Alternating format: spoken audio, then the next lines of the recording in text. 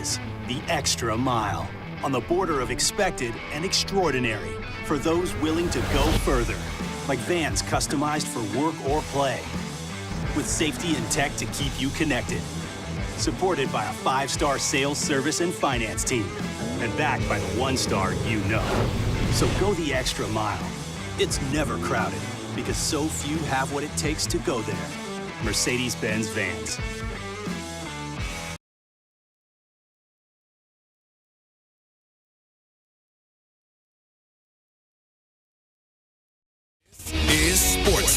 I'm Kevin Winston. Just over 6 weeks remaining in the NBA's regular season, and the race for playoff positioning is on. In the East, there's a tie for second between the Cavaliers and the Bucks. And spots 4 through 8 are separated by just one game in the loss column. In the West, Minnesota, Oklahoma City, Denver are only a game and a half apart at the top. Clippers sit 4th.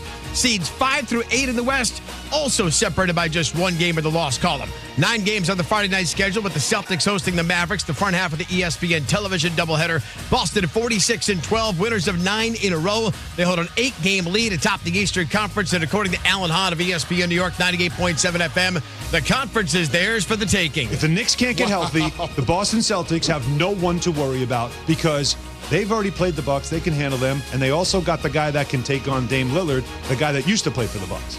So they have everything that they need. They're not worried about the Bucks. They're not worried about the Sixers, right? Embiid, does he come back? They don't worry about them. Who are you worried about? Alan Hahn on unsportsmanlike. Celtics and the Mavericks, 7:30 p.m. Eastern Time, ESPN television. That game is followed by the Bucks and the Bulls in Chicago, the back half of the double dip. Hey, it's your resident Super Bowl champ, Chris Cannon, coming up Monday. I'll give you the trades I want to see before the NFL draft. It's Unsportsmanlike, 6 a.m. Eastern, right here on ESPN Radio, ESPN2, and ESPNU.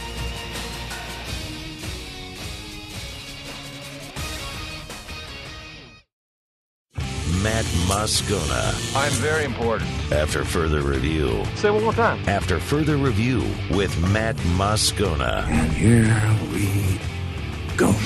Live from the Mercedes-Benz of Baton Rouge Studios. That's right.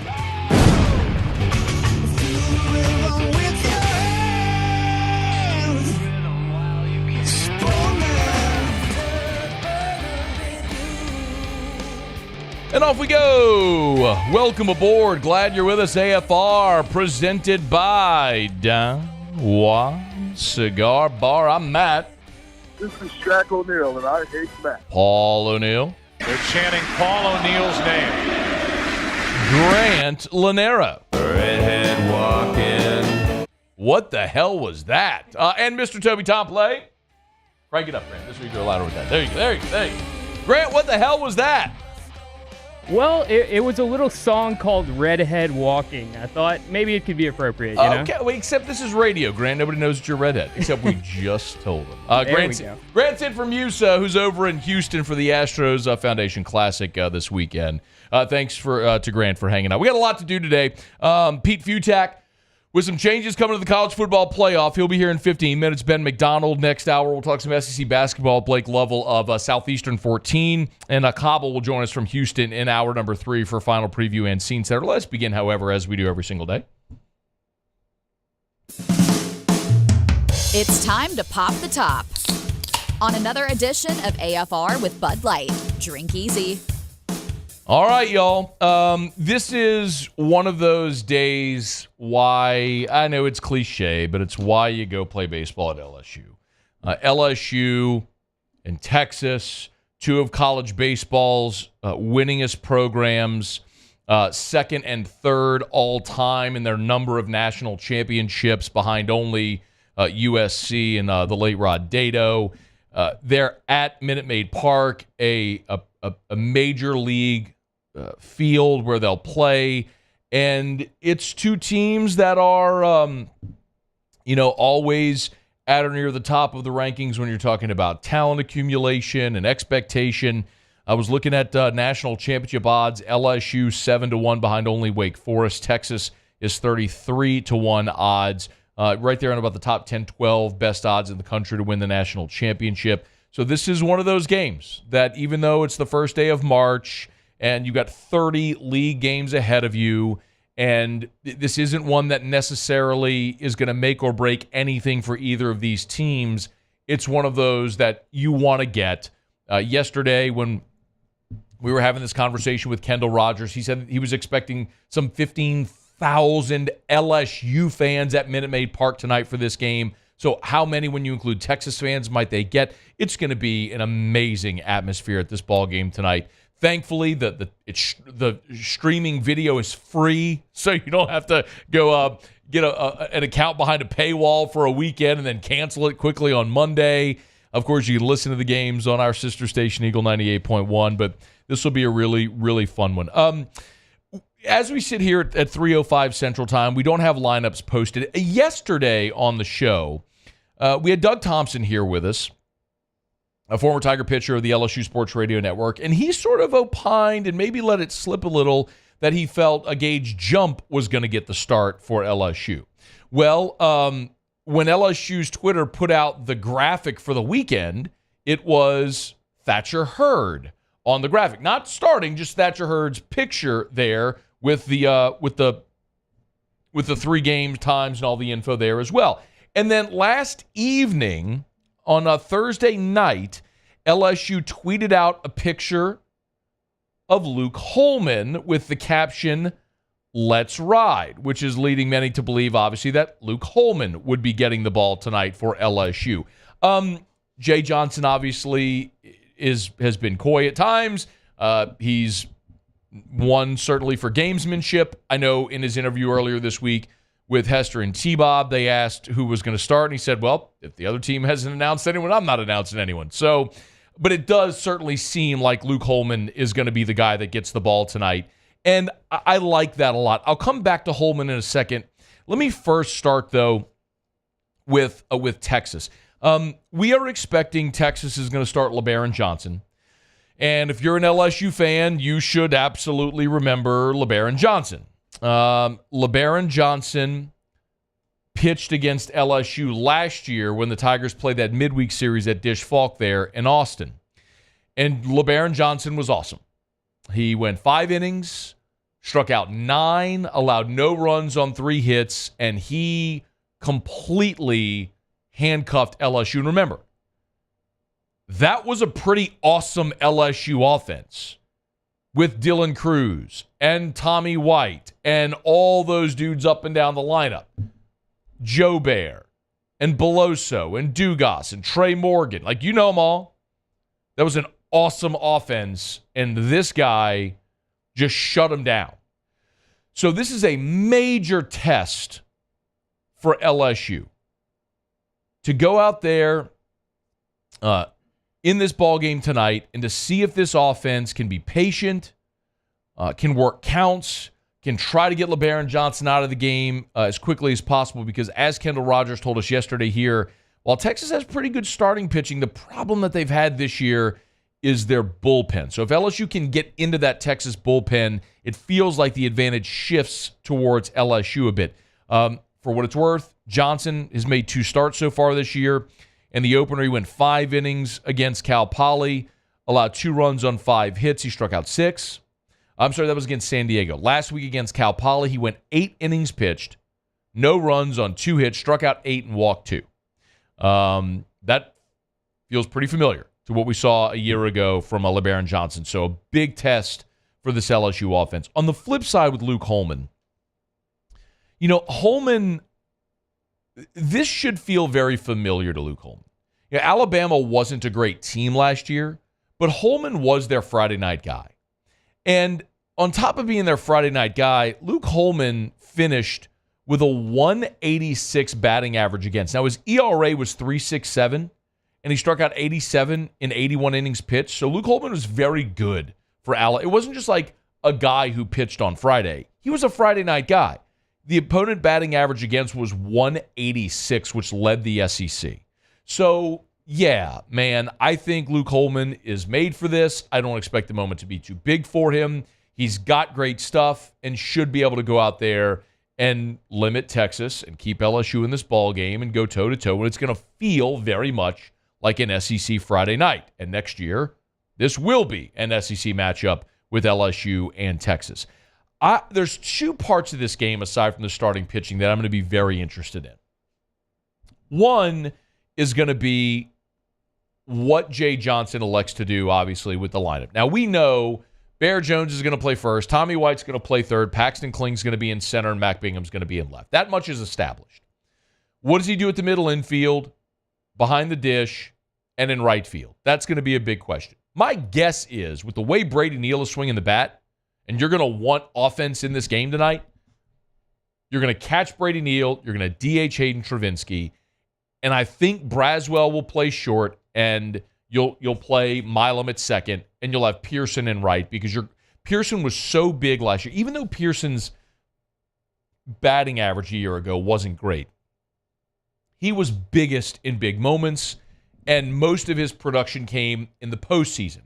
So in this kind of moment, yeah, I want Josh Pearson in there, and I want him starting in right field. So that's what I suspect they'll do. And while we've seen a whole lot of different batting orders for LSU, the last 3 games, Jay Johnson has had Paxton Kling in that leadoff spot. And in 2 of them, we saw LSU score 18 runs against Stony Brook and 16 against Rice, with Paxton Kling batting leadoff, and with Stephen Milam batting behind him in the 2-hole. That's what I think they'll probably roll with tonight. We'll see. But again, so much of the first month of the season is figuring out what you are, who you trust in certain spots, and then trying to move forward from there as the sample size grows. That's what this feels like. It's an opportunity to say, all right, you played 2 weeks of ball games. Now, with what you've learned, how do you try to put together your best lineup against the best team you will have faced so far, against a guy that looks like Friday night guys you're going to see in the SEC, and how are they going to perform? So that's 1. 2, I would say, is the situational pitching. When you have to go to the bullpen, who do you go to? Like, we've guessed, it certainly seems a certain way. Like, if they're in a sticky spot, runners on base, 2 outs, and somebody, pitcher struggling, your stoppers have been Fidel Ulloa and Sam Dutton. Those have been the guys that they've gone to. I would suspect that's what we'd see tonight, but who knows? We're all expecting Gage Jump will start over the weekend, but do they go to Gage Jump out of the bullpen tonight in a certain spot? Don't know. Is Nate Ackenhausen maybe the first arm out of the bullpen if you need extended relief, a guy you really trust? That's when they start to establish roles. What if you get into a save situation? Are we going to see Gavin Guidry? That's what opportunities like this are for, is we're going to continue to learn more and more about this team. But mostly it's just so fun to think about having this type of game. LSU, Texas, at Minute Maid. Tens of thousands of fans will be there. We'll all get to watch and cheer. And it'll be a really fun night tonight with the Tigers and the Longhorns. Get 7 o'clock first pitch. If you're going to be listening, you can hear it, of course, on our sister station, Eagle 98.1. Okay. Busy weekend. Our show open every day is brought to you by Bud Light. Drink easy in Louisiana with the great taste of Bud Light. If you're over in Houston for the games tonight, you're listening online, we appreciate you. If you're going to be there at Minute Maid, grab you some ice cold Bud Light there as well. Or drink easy and cheers with the champs there with Bud Light, of course, the official beer of the LSU Tigers, the national championship baseball Tigers, the national champion women's basketball team. If you're watching the Tigers, make sure you got plenty of ice cold Bud Light. Maybe a little crawfish and beer tonight. Great combo. Make sure you got plenty of Bud Light. Cheers. Drink easy with the great taste of Bud Light, the official beer of AFR. Okay, let me knock out a quick break. If you missed it today, there seems to be more and more conversation around a changing, ever-changing college football playoff format. Our buddy Pete Fiutak from College Football News joins us next. It's AFR. AFR. Get Gordon and get it done. Gordon McKernan Injury Attorneys. Go to getgordon.com, getgordon.com. Perfect timing, as a matter of fact, with LSU playing the Longhorns tonight over at Minute Maid. Gordon, earlier today, if you follow him on social media, like we always encourage you to do, announced the newest member of the G team, and it's the Big Bear. Jared Jones from LSU Baseball, the newest member of the G team. Gordon McKernan Injury Attorneys. We've talked about tons of the NIL deals across all different sports, both men and women's sports, LSU and outside of LSU as well. Gordon has done great by giving and offering these opportunities to student athletes, not only to make a little money, but to represent a brand and to continue to gain exposure for their teams. Jared Jones, the latest member of the G team. Hey, remember, as we say all the time, if you've been injured in an accident and it's not your fault, do what injured people in our state have done for more than 30 years. Go to getgordon.com. That's getgordon.com. For Gordon McKernan Injury Attorneys, get Gordon and get it done. The importance of doing this fortified program and offering it to people down here is, number one, the only real chance you're going to get to do this is when you put on a new roof or build new. And through companies like HUDCO, who's kind of leading the way in this thing, it's going to offer the customers a huge advantage in the insurance market and the price of their insurance. You know, we're not looking to make a fortune off fortifying. We're trying to give you a better product than our competitor at the moment. I'm trying to do something that he can. I'm trying to give you something better. So a lot of these insurance jobs, you're getting a re-roof, you're only paying your deductible. Let's sit down and talk about the fortified and let's see what it does to your insurance premium. You're getting a steal. Yeah. You're getting a brand new roof and a fortified certificate for your deductible, essentially. And I think we're rocking and rolling.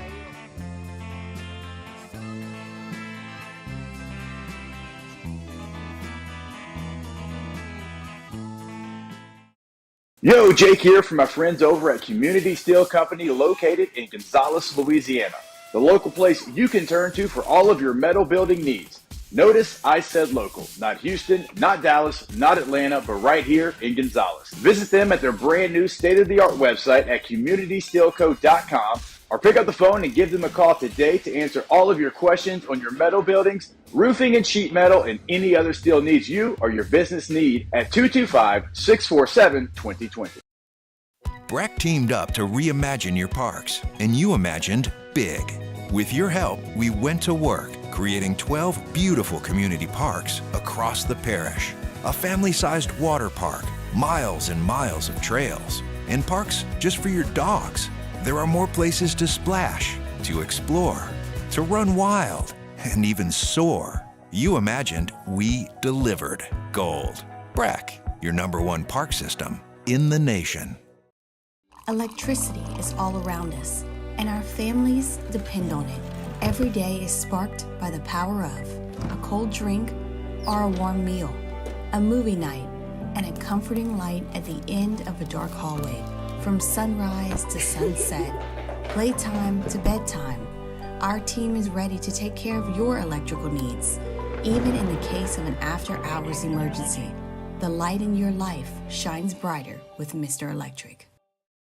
Hey, it's Matt Moscona. For years, you've heard me tell you about Insurance Network of Louisiana, helping you find better coverage for less money. But it's not just for your home and auto. They also offer commercial property. So, retail stores, professional offices like doctors, dentists, attorneys, clothing boutiques. Insurance Network of Louisiana can find you better coverage for less money. They service the entire state of Louisiana, and they're local. So call today at 2.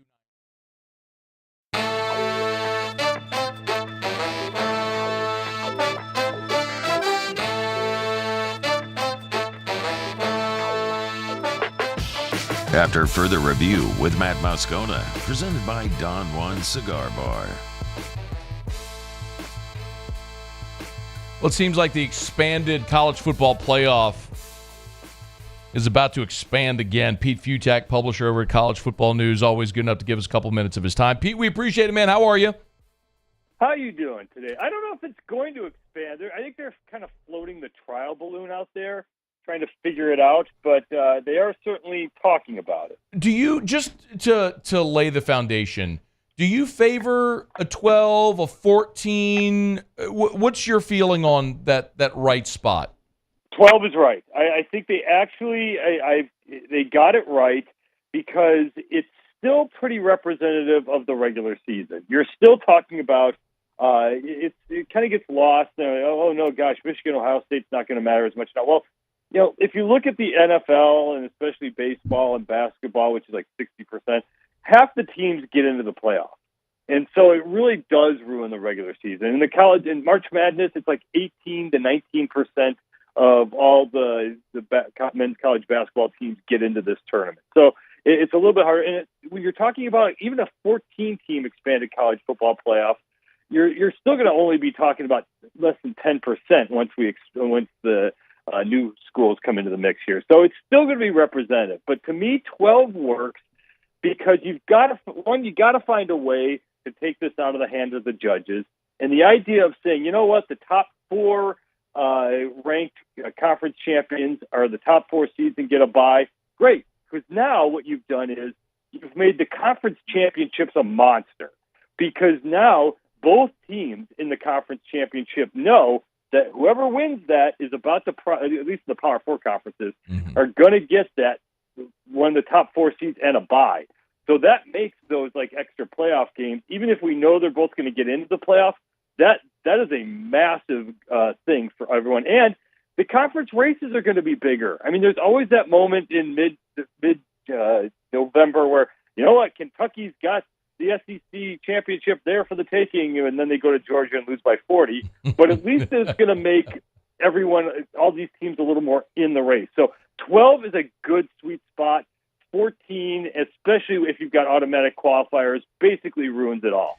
So for those that haven't followed, the proposed 14-team model, which could, in theory, go into effect in 2026, you're looking at 11 automatic qualifiers and 3 potential at-large. What's wrong with the AQ model as they've proposed it, Pete? The only way it's really wrong, it's just appearances, because you don't have to do this. Because in reality, the SEC and the Big Ten are going to get 3 teams in, as is. And for some reason, they're being really insecure about this. I don't know if they're afraid that now that these in these conferences that it's going to be harder to go 10-2 or 9-3, and they're going to be afraid that they're going to have a team that's barely missed out. Meanwhile, you might have a couple teams in a much easier Big 12 get in, but even then, you're giving them 2 spots in. The problem, at least if you look over the course of the 10 years of the college football playoff as we had with a 4-team, is that the outliers would be the ACC, for example. Like you'd have some years where you'd have number 20 Syracuse getting into the format if you're going by the current configuration.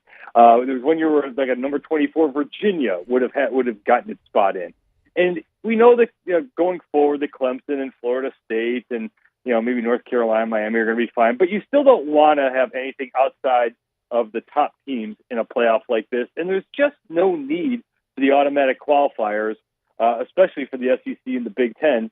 And what they're doing is they're saying, okay, look, ACC and Big 12, we'll let you have your 2 each automatic qualifiers, but we want to guarantee that each of our conference champions are in the top 2 and get a bye in that first round, however they're going to do this. And that just makes it just kind of not look quite right. Pete, here's a wild idea. Why don't we just have the best 14 teams regardless of who wins a conference? Kind of nice, huh? I mean, I do get the idea that you have to throw the group of 5 a cookie of some sort. You got to give them some mechanism where at least they get a shot. Where we know that Liberty's going to get destroyed, but you want to make it, especially if you're keeping this in the hands of the judges, which is kind of the problem. You need to have some way of saying, you know what, one team is representative from this a weakened group of 5 now. We're going to give one team a shot, which I do think is fair because you don't want it to be March 1st and already know that 74 schools are already eliminated from the college football playoff. Right. So I get that. I'm for taking it out of the college football playoff panel's hands as much as possible because I'm not telling tales out of school here. It's not like they're experts. I mean, these are people with real jobs and these are important people who have lives and stuff, not like us who deal with or talking on March 1st about college football. I mean, they're not. They show up in Grapevine, Texas, sometime around October, and all right, let's see what's going on. And they watch whatever's on. The big games are on TV, and then they discuss it. They're not the nuts and bolts, real hardcore, philosophical types when it comes to this. So you don't want these people necessarily judging. You want to be able to have a way where right now that if you are, say, Pitt, we're going to go in the season that, hey, however we get to the ACC championship, if we win the ACC championship, we're going to get in the college football playoff. And that's one of those things that now you're including everybody and saying, it's all fair. You want to get in the college football playoff, you go get to the conference championship and you go win it if you're a Power 4 team. Pete Fiutak's our guest. You also noted, and I don't disagree, that if games go away, Ralph Russo, the AP, has been on this always. He despises them, and he's arguing that the problem is it's just there's too much money involved. These are cash cows for the conferences. The TV money's too great. The prestige is too great. But I do see, though, the potential there. Let's say you do expand it, and you do know that, all right, who's ever playing, let's say, and by the way, what we're kind of skirting here is we're talking about 14 teams. I think they skip it and go right to 16. Okay. I think if they do this, I think they say, you know what, because they actually got it right with the 12-team model. They'll let that kind of, room around for a while, and then they're going to be like, you know what, we should just go to 16. It's clean and easy. Let's go. But yeah, I mean, I do kind of see a moment where if we know that Alabama and Georgia are going to get to the college football playoff, and yeah, they're going to be arguing, well, we want this seed and this seed, but really at the end of the day, nobody cares about seeds. If you're that high, you're going to get a home game in the first round anyway. You're going to see teams sitting everybody because they're going to be like, why are we playing, our Heisman caliber quarterback here, or all our starters? Yeah, of course we want to win the SEC championship, but why are we risking anybody getting hurt when in 2 weeks we got to go play, Purdue or somebody, whoever we're going to get in the first round of the college football playoff. So I do see them being lessened, and because right now, again, with the 12-team format, these conference championships are monsters, and all of a sudden the interest level from mid-November on is going to be crazy. And then with the way they've set up this 12-team thing, we're going to have the start of the bowl season, and you're going to get the college football playoff. And so you're going to get the best of all worlds. I don't quite think people are grasping just how monster this 12-team college football playoff is going to be in terms of the national consciousness. ESPN paying $1.3 billion annually for the rights starting 2020. That is as big a qualifier. I mean, that is the validation you need right there. Oh yeah, they got it. They absolutely do. Pete, before you go, complete curveball here with spring football at LSU starting on Tuesday and certainly getting cranked up around the country. Give me maybe your one or two biggest bullet points for spring anywhere in the country. What would you say the top? Nationally, obviously, there for college football news that you're looking at? Do you have a defense there at LSU? Let's start with that one. If you could just, because the Brian Kelly offense, no matter who's under center, is going to work. Those attacks are still. You guys might not have Jaden Daniels anymore, but you're still going to be fine. Can you start stopping somebody and tackle? Because then all of a sudden that becomes a bigger thing for an LSU team. That look, last year's LSU team would have been right on the cusp of getting into an expanded college football playoff. Yep. But overall, it really is okay. Is it really just? Can we just cut to the chase and just say, you know what, Ohio State, Georgia, and everybody else? I mean, because Ohio State just went nuts. I mean, between the transfer portal, Chip Kelly's their freaking offensive coordinator now. I mean, and they got a ton of guys back. Apparently everyone around there is really mad at Michigan and been losing over the last 3 years. And so they're deciding that they're not going to let this happen again. So Ohio State is just freakishly good, even for Ohio State. Obviously, Georgia's great. And then what else? And then obviously everyone's going to start looking at, like, how does Alabama look? Is this offense? Because, I think on a national scale, and I think even Tuscaloosa as well, everyone's forgetting that, you know what, this Kalen DeBoer offense, it was number one in the country over the last few years by a mile, relatively speaking, when it came to the passing game. Jalen Milroe, if he turns into Michael Penix Jr. and starts throwing for 380 yards per game, that's going to be a whole lot of fun. So there's a whole lot of things happening, so we got to see how all these transfers start to mesh in with the parts that are already there across the board. You read about it all at College Football News. He's on Twitter at Pete Fiutak. Y'all give him a follow, publisher over at College Football News. Pete, we always appreciate you, man. Have a great weekend. Anytime. You have a good one. Be well. It's After Further Review, brought to you by the Williamson Eye Center. No matter where that college football playoff game is going to be played, you want to be able to see it from wherever you're sitting in crystal clear perfection. The Williamson Eye Center can make it happen. You want to ditch the contacts and glasses forever? The Williamson Eye Center can make it happen. They did it for me.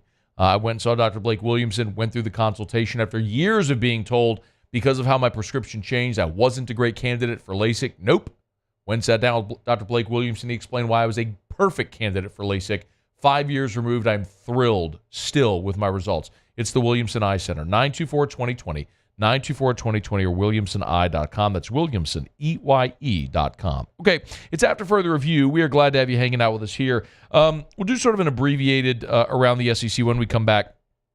And Ross Dellinger had a report today about some significant changes coming to college football on top of the playoff. I mean, like rules changes and things like that. We'll get to that here in just a bit. Man, we got a lot to do. Ben McDonald, 30 minutes from right now, on his take on the LSU rotation.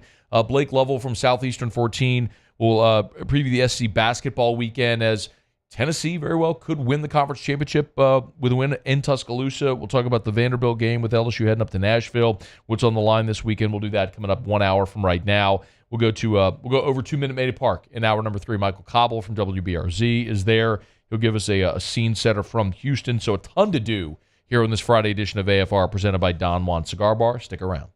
AFR. Love telling you about our friends over at the Watermark Hotel and the Renaissance Hotel. 2 great hotel properties in Baton Rouge, the Watermark Downtown and the Renaissance Southtown. Hey, remember, tonight is the next evenings at the Renaissance event. It is it's your last chance to join with the Noel Family Distillery. That's tonight from 6 to 8:30 p.m. I'm not sure if it's sold out, but it's worth giving them a shout if you haven't done it yet. They've got some charcuterie culinary classes coming up as well. So many amazing ways that you get involved, get out of the house, do something different. If you ever wondered, man, I feel like I get in a rut and do the same things all the time, get by the Renaissance Hotel there at Tallulah. Coming up on next Thursday, March the 7th, 6:30 to 8 p.m. It's charcuterie culinary class. It includes your charcuterie board and 1 flight of wine. Get on by and do something different. Get the missus, have an evening, get your friends together over at the Renaissance Hotel right there on Bluebonnet in Baton Rouge. It's the Renaissance Hotel.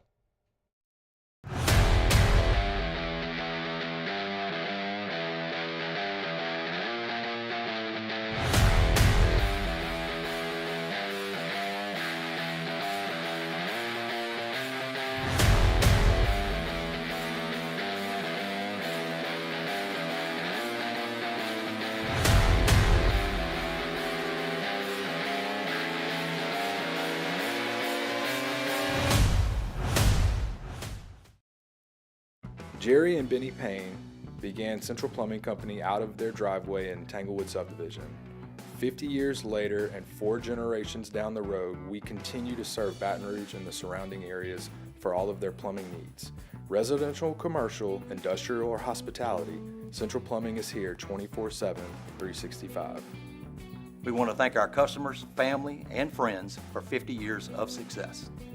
And looking forward to 50 more.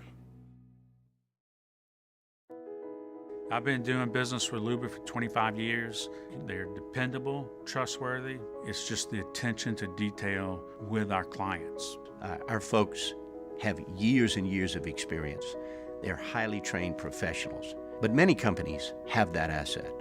What I'd like to think makes Luba a bit different is that we use those talents in a way that truly is dedicated to serving the needs of the folks who depend on us.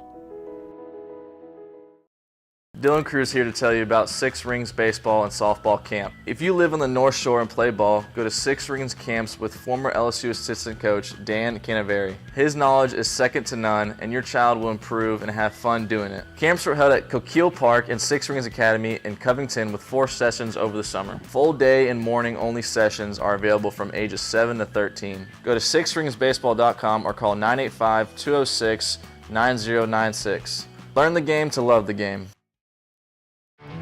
There it is, the extra mile, on the border of expected and extraordinary for those willing to go further, like vans customized for work or play, with safety and tech to keep you connected, supported by a 5-star sales, service, and finance team, and backed by the 1-star you know. So go the extra mile. It's never crowded, because so few have what it takes to go there. Mercedes-Benz Vans. There it is, the extra mile, on the border of expected and extraordinary for those willing to go further, like vans customized for work or play, with safety and tech to keep you connected, supported by a 5-star sales, service, and finance team, and backed by the 1-star you know. So go the extra mile. It's never crowded, because so few.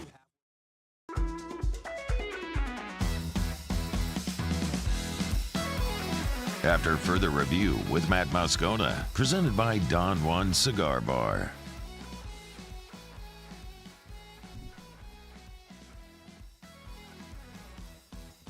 It's a busy weekend across the conference. There's some baseball games already in action. I will eschew a normal around the SEC today. Musso, by the way, is over in Houston. Grant is in for Musso, and Paulie's here as well. Arkansas and Murray State are already in action. Arkansas is up 3-1, bottom of the second. That's in Fayetteville.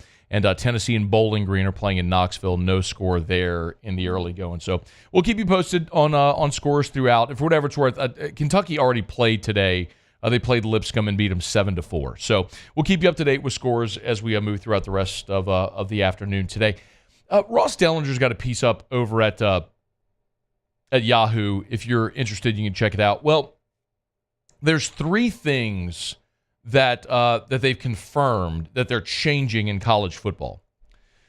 And I'm in favor of all 3 of them. I don't think this is going to surprise many of you. I tend to be more of a I just tend to be more open to change, and I understand it. We talk about it all the time. Human beings are resistant to change. People like things the way they are. They don't like things different. I am all about let's get things right. Let's not just marry ourselves to certain ideals because that's just the way it's always been. I mean, the way we used to get butter was like we would churn butter by hand. Okay, we used to make fires by rubbing sticks together. We found a better way. We used to travel across oceans by boats. We found a better way. Like, when there's a better way, let's explore it, okay? Let's advance humanity. It's a good thing. Not change for the sake of change, but change for betterment is a good thing. Well, Ross Dellinger reported earlier today, and the NCAA did confirm it, there are 3 changes coming to college football. 1 is player-to-coach helmet communication systems. That's been approved. So now coaches will be able to speak via a comms device, communications device, in a player's helmet like you see in the NFL. And it's something, listen, instead of, we saw it earlier this year, right? With the signal stealing from Michigan, video on the guys on the sideline. Do away with that forever. Have a coach just talk into the helmet for the quarterback and make that a more seamless process. Cool. Number 2 is the use of tablets on the sideline for sideline and during halftime. So player comes to the sideline, just like in the NFL, they can go look at plays, they can look at film on the tablet. There's nothing wrong with that. It's, we had an antiquated way in the NFL where you would see images, right? Like a series of flipped images. Well, now you have a tablet. Take advantage of that. There's no sense in not having it. You have it available. The haves in college football have that technology available to them. Go for it. And the third, and this is the one that's probably going to be the most controversial, is a 2-minute warning. And so just like in the NFL, at the end of the first half, at the end of the game, there'll be a 2-minute warning. It's essentially another timeout. And the pushback on this has been from people who have said, well, I thought college football wanted to speed up the game. Adding the 2-minute warning doesn't slow the game down. It's an important part in delineating in game and nearing the end of game when certain things like booth reviews and all of that changes for the sake of moving things along more quickly, for the sake of coaches not having to use challenges within the final 2 minutes, all that sort of stuff. It's a good thing for how the processes of the game work. And yes, it does give teams an extra timeout, and there's nothing wrong with that. The timeout itself isn't the problem. The problem with college football, the pace, right, for so long in stopping the clock at a first down was the reason forever college football stopped the clock on a first down was to try to get more offense in the game. But in an era where you had the wishbone and the wing tee and teams ran the ball all the time, they were looking for ways to slow the game a bit to get more offense into it. Well, you don't need to find ways to artificially get more offense into the game anymore. College football and all football has evolved. Teams don't run the wishbone and the wing tee and the triple option anymore. They throw the ball 50 times a game, and every time there's a complete pass, it stops the clock. So yes, changing the clock rules to, like in the NFL, it runs after an incomplete pass. Once you set the ball ready for play, or once you go out of bounds, you don't stop after a first down. Yes, all that's good. It's tempo, it's pacing. You're not going to change fundamentally the game. Are you going to see a few less plays a game? Yes, but does anybody feel like there was less offense in college football last year with the new clock rules? Of course not. And it's not about, hey, can we get you out of here in 3 hours and 37 minutes instead of 3 hours and 52 minutes? It's not like that necessarily is going to be this massive difference in your life. It's about your enjoyment when you're watching a game. Does it feel like there is pace? It's not the cumulative amount of time. It's the enjoyment without the constant stopping. Think about when you watch a basketball game and you have whistle-happy refs, and it's so hard to get any flow or sequence into the game. It's like every time you get into a half-court set, boop, there's a hand check. It's just like the whistle blows, and it stops, and it's a side out, and then it's free throws. Like there's just no fluidity to the game. That's what these clock rules change. It allows the game just to keep going at a better tempo. So, yes, I'm for it. It's a good thing that college football is making these changes. And if you're saying, well, they're just making it look like the NFL. The NFL does it pretty well, by the way, if you haven't noticed. The entire world watches the NFL. So, yeah, if your game looks more like that and your players can play at a certain level, then yes, do that. And that's what college football is moving toward, and I applaud them. All right, it's after further review.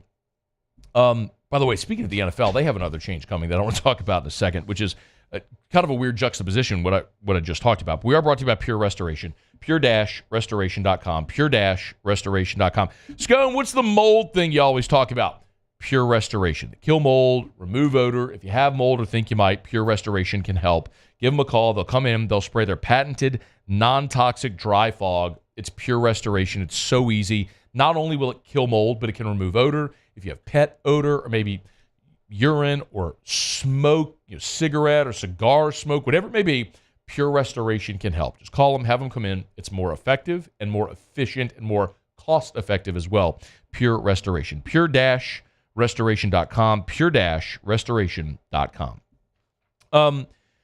It's funny that I was talking about how college football is adapting and adapting and adopting and doing so some more like NFL rules, yet football at every level, including the NFL, has completely failed to evolve in one respect.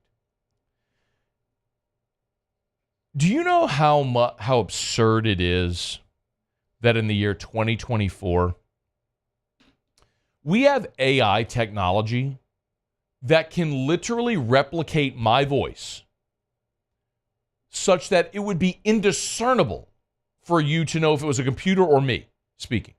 We have that technology.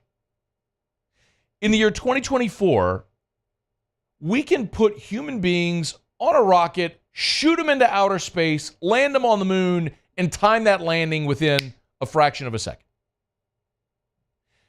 In the year 2024, we all have a computer in our hand. Every one of us has a computer in our hand that allows us to communicate in a fraction of a second with any other human on planet Earth. You can record a high-definition, long-form motion picture on this computer in your hand in the year 2024. Yet the way that the NFL and the rest of football determines if you've advanced a football 10 yards, we have two sticks with 10 yards of linked chain connected between them. It is the most counterintuitive thing in sports and maybe in mankind in the year 2024. I know what we'll do. The same thing they were doing back when Princeton played Rutgers in 1894 in the first ever college football game. Sticks with chain between the determined 10 yards. We're going to run out there, we're going to get an index card, and we're going to see if we can slide it between the ball and the stick to see if you got the line to gain. So stupid. Well, the NFL this past season tested high-tech optical tracking to measure first down, sideline, goal line, all that sort of stuff. They've released some of the findings to the teams. There's a possibility that this could be implemented this season. Not completely this coming NFL season, but start to be implemented as an assistant to the officials in 2024. They're using the Hawkeye technology. You ever watch a tennis match? You're trying to determine was it in or out? and they have that thing that comes on the screen and shows you exactly where the ball landed. That's Hawkeye technology. It's the same thing they could use to determine where the ball was. Did it cross the goal line? Were you out of bounds? Did you reach the line to gain? All that sort of stuff. The technology exists. The NFL, despite being run by a bunch of billionaire owners, just don't want to pay for it. So apparently they're moving in that direction. But the absurdity of linking 10 yards of chain between two sticks to determine a first down in football might be about to go the way of the dodo. Thank God. All right, it's after further review. Friday shows are brought to you by Don Juan Cigar Bar. We'll knock out a quick break. When we come back, Caleb Williams at the Combine. Have you heard how much money he made at USC? There's a report out there. I want to talk about it next and why it's an excellent thing. And this comes close to home. I'll talk about it next. It's AFR. AFR. It's a raving fan shout-out, presented by Darren James, brokered by LPT Realty. Love sharing these raving fan shout-outs, and this one came from Brandon and Brittany LeBlanc, shout-out, who closed on their new home today with my guy Darren James. Brandon said, you guys over at Darren James and Associates, brokered by LPT Realty, did a stand-up job. You lived up to the hype that Matt had given your team. Thank you for the work you put in. Look forward to working with you in the future. Another raving fan, an AFR listener who called Darren James, has been thrilled with the results. So congrats to Brandon and Brittany LeBlanc on your new home. And if you are thinking about buying or selling a home, you got to call Darren James. 335-7666. 335-7666 or agent225.com. That's agent225.com. Buying or selling, the only name to call is Darren James. Think real estate, think Darren James.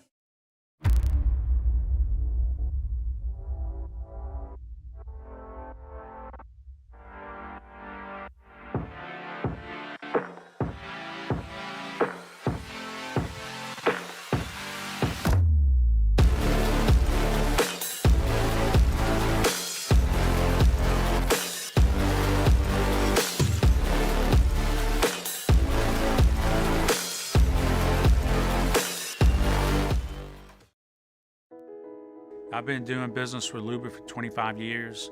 They're dependable, trustworthy. It's just the attention to detail with our clients. Our folks have years and years of experience. They're highly trained professionals, but many companies have that asset. What I'd like to think makes Luba a bit different is that we use those talents in a way that truly is dedicated to serving the needs of the folks who depend on us. IU Chrysler Dodge Jeep Ram is taking $17,500 off new 23 1500 Bighorn trucks. We're open for business in our beautiful new showroom and taking $17,500 off new Ram 1500 trucks. All new Bayou vehicles come with a 1 million mile warranty. The crew at Bayou Automotive is going to do right by you. Jerry and Benny Payne began Central Plumbing Company out of their driveway in Tanglewood Subdivision. 50 years later and 4 generations down the road, we continue to serve Baton Rouge and the surrounding areas for all of their plumbing needs. Residential, commercial, industrial, or hospitality, Central Plumbing is here 24/7, 365. We want to thank our customers, family, and friends for 50 years of success. And looking forward to 50 more. Dylan Cruz here to tell you about Six Rings Baseball and Softball Camp. If you live on the North Shore and play ball, go to Six Rings Camps with former LSU assistant coach Dan Canaveri. His knowledge is second to none, and your child will improve and have fun doing it. Camps were held at Coquille Park and Six Rings Academy in Covington with 4 sessions over the summer. Full day and morning only sessions are available from ages 7 to 13. Go to sixringsbaseball.com or call 985-206-9096. Learn the game to love the game. There it is, the extra mile, on the border of expected and extraordinary for those willing to go further, like vans customized for work or play, with safety and tech to keep you connected, supported by a 5-star sales, service, and finance team, and backed by the 1-star you know. So go the extra mile. It's never crowded, because so few have what it takes to go there. Mercedes-Benz Vans. Yo, Jake here from my friends over at Community Steel Company located in Gonzales, Louisiana. The local place you can turn to for all of your metal building needs. Notice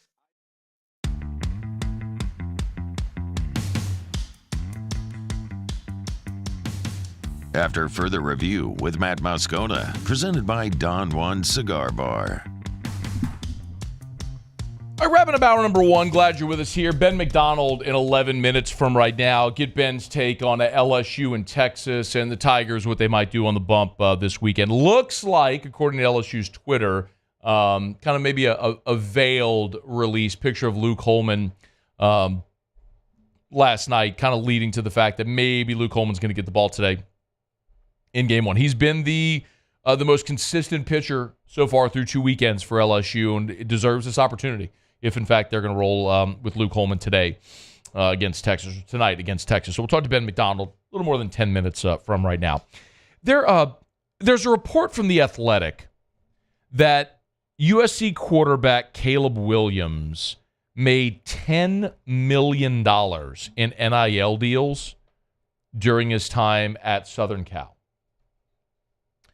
From The Athletic, quote, between NIL money and endorsements, Caleb made millions in his final 2 seasons at USC, with multiple sources putting the number around $10 million. Quote, it wasn't like having a college quarterback on your roster, said a source close to USC. It was like having an NFL starting quarterback on your roster. A couple things. First of all, there was a lot of talk about Caleb Williams when they lost a game earlier this year, and for all intents and purposes, it ended their opportunity of winning the Pac-12 and getting back to a Rose Bowl, being a playoff team. And Caleb Williams was crying on the sideline. And for all who question whether or not money changes athletes, you're talking about a dude who had reportedly made $10 million, but was out there on a 5-loss team, still spinning it, trying to win, and mattered that much to him to win with his college team. Now, you go to a meaningless bowl game and he opts out. I don't blame him at all. No different than Jaden Daniels opting out or any of the other dozens of players that opt out of bowl games that don't matter. Probably hundreds of players that opt out. So that's number one. Kudos to Caleb Williams. Dude made $10 million and still cared that much. The other thing, too, is be it Caleb Williams making $10 million or fill in the blank student athlete, whomever it may be, making whatever they make. The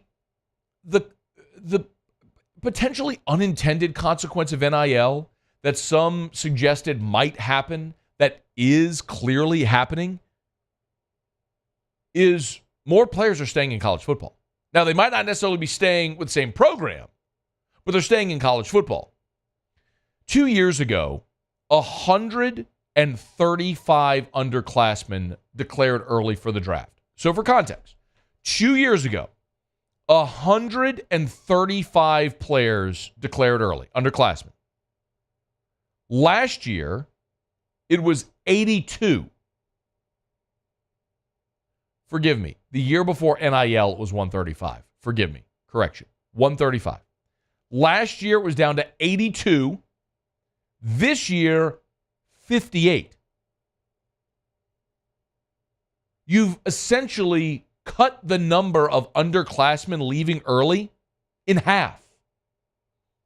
I'm not saying it's 100% because of NIL, but it's a giant part of it. Instead of taking a chance to see if you might be drafted and go make a roster, stay in school, put some money in your pocket, and maybe get better. The other part of it is it's not just about staying in school.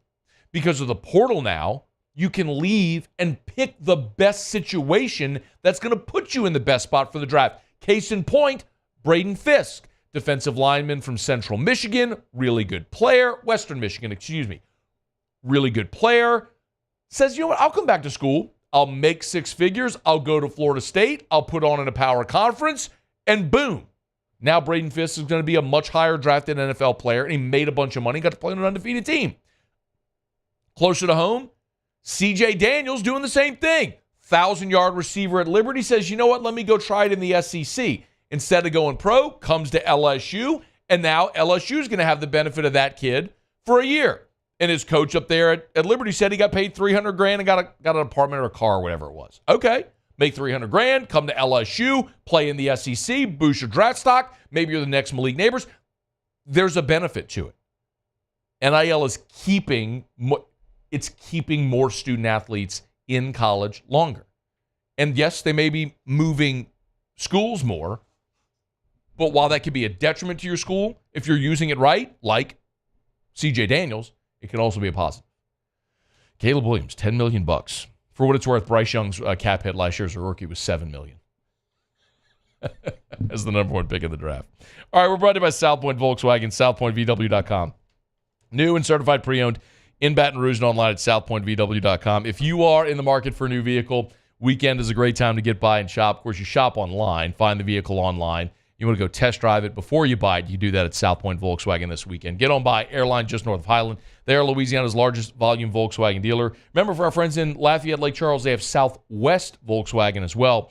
They're in Lafayette, a little closer proximity if you care to go to Southwest Volkswagen instead. But South Point Volkswagen, Airline just north of Highland, or southpointvw.com. That's southpointvw.com. For South Point Volkswagen, what's your direction?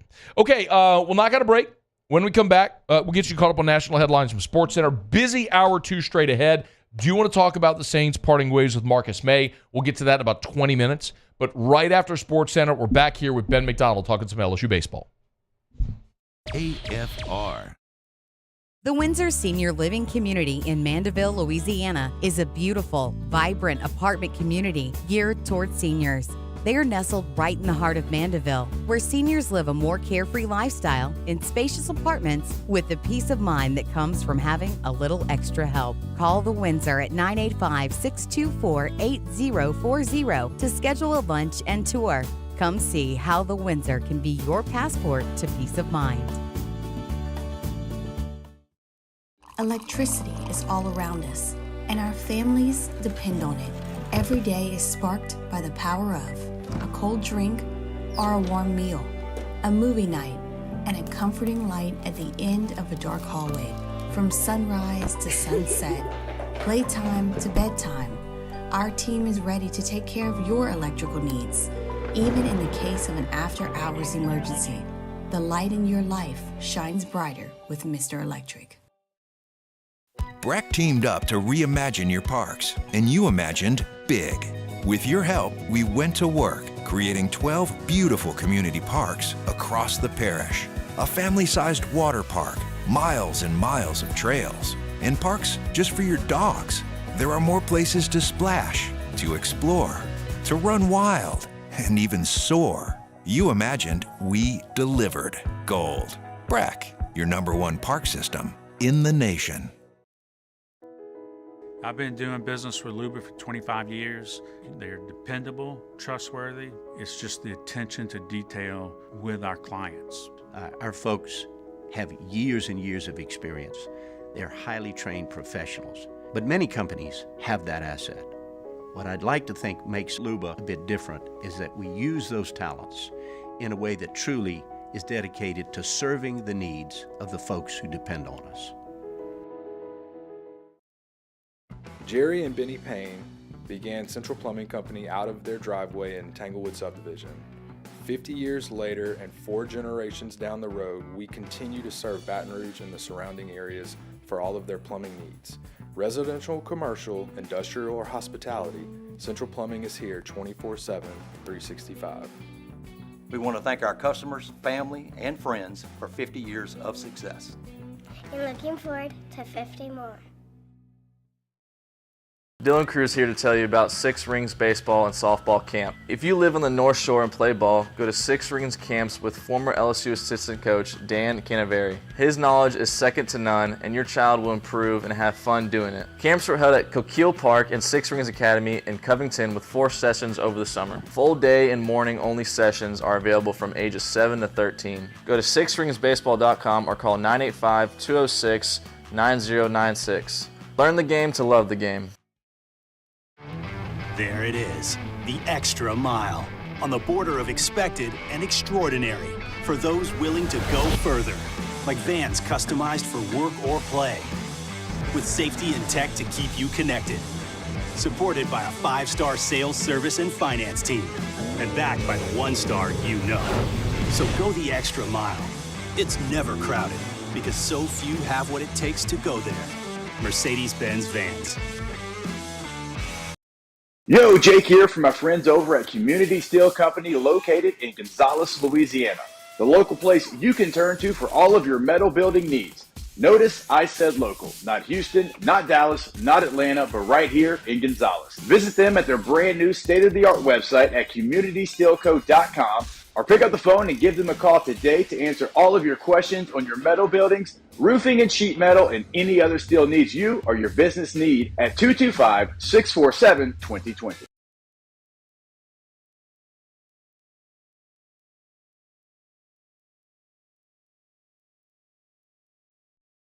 This is Sports Center. I'm Kevin Richter. The NFL Scouting Combine continues in Indianapolis this afternoon. And while teams are watching players of the future who could be drafted coming up in late April, teams are continuing to free up money for when free agency begins starting on March 13th. The Patriots today released cornerback J.C. Jackson, who they traded for last year.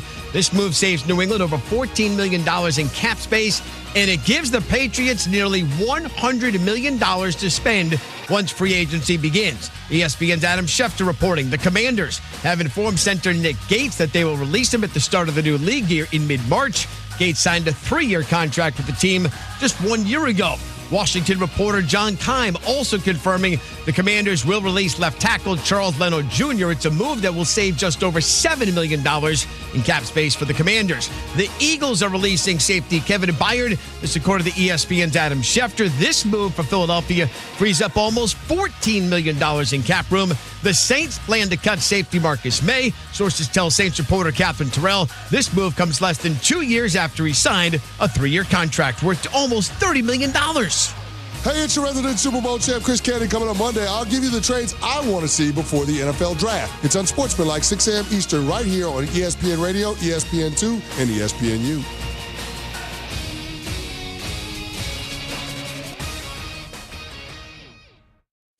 Matt Moscona. I'm very important. After further review. Say it one more time. After further review with Matt Moscona. And here we go. Live from the Mercedes-Benz of Baton Rouge Studios. That's right.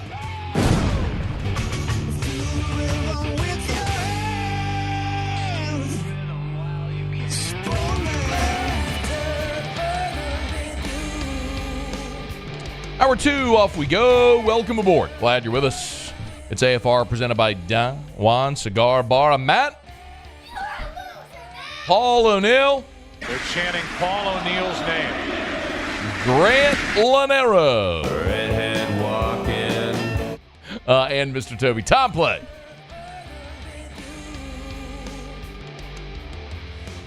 All right, we're here. Glad you are as well. Get out there, make it a good one. We will head to Houston, talk with our buddy Michael Cauble in hour 3, about 30 minutes from right now. Blake Lovell from Southeastern 14.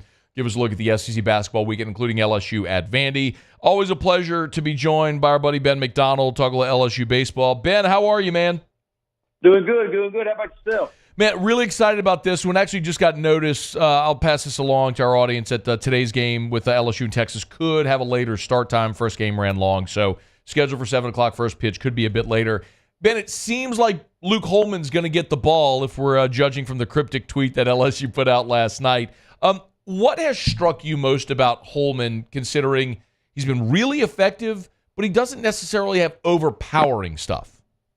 Yeah, I mean, look, I remember talking to Jay Johnson back during the summer, and we were talking about the transfer portal and the guys that were out there. And, of course, everybody wanted Chase Burns, who was at Tennessee, ends up over at Wake Forest, throws 100 miles an hour. But I remember Jay saying, yeah, I'm interested in him. I'd like to have him. But the guy that I really want is Luke Holman. And I said, why is that? He said, well, he's been in the fire in the SEC before. He was a Friday night guy for Alabama last year. He put up really good numbers on Friday nights for Alabama last year. He said, that's the guy for me. He said, he's a strike thrower. He knows how to pitch. He knows how to use his stuff. He said he's a pitcher. And you're right. I mean, he doesn't flash the radar gun. You're not going to see upper 90s kind of fastballs. What you will see is a good fastball, that's in the low 90s. And sometimes he'll touch a 4 or a 5 every now and then. But he's pretty much going to pitch at 92, 93. But he knows how to use his stuff.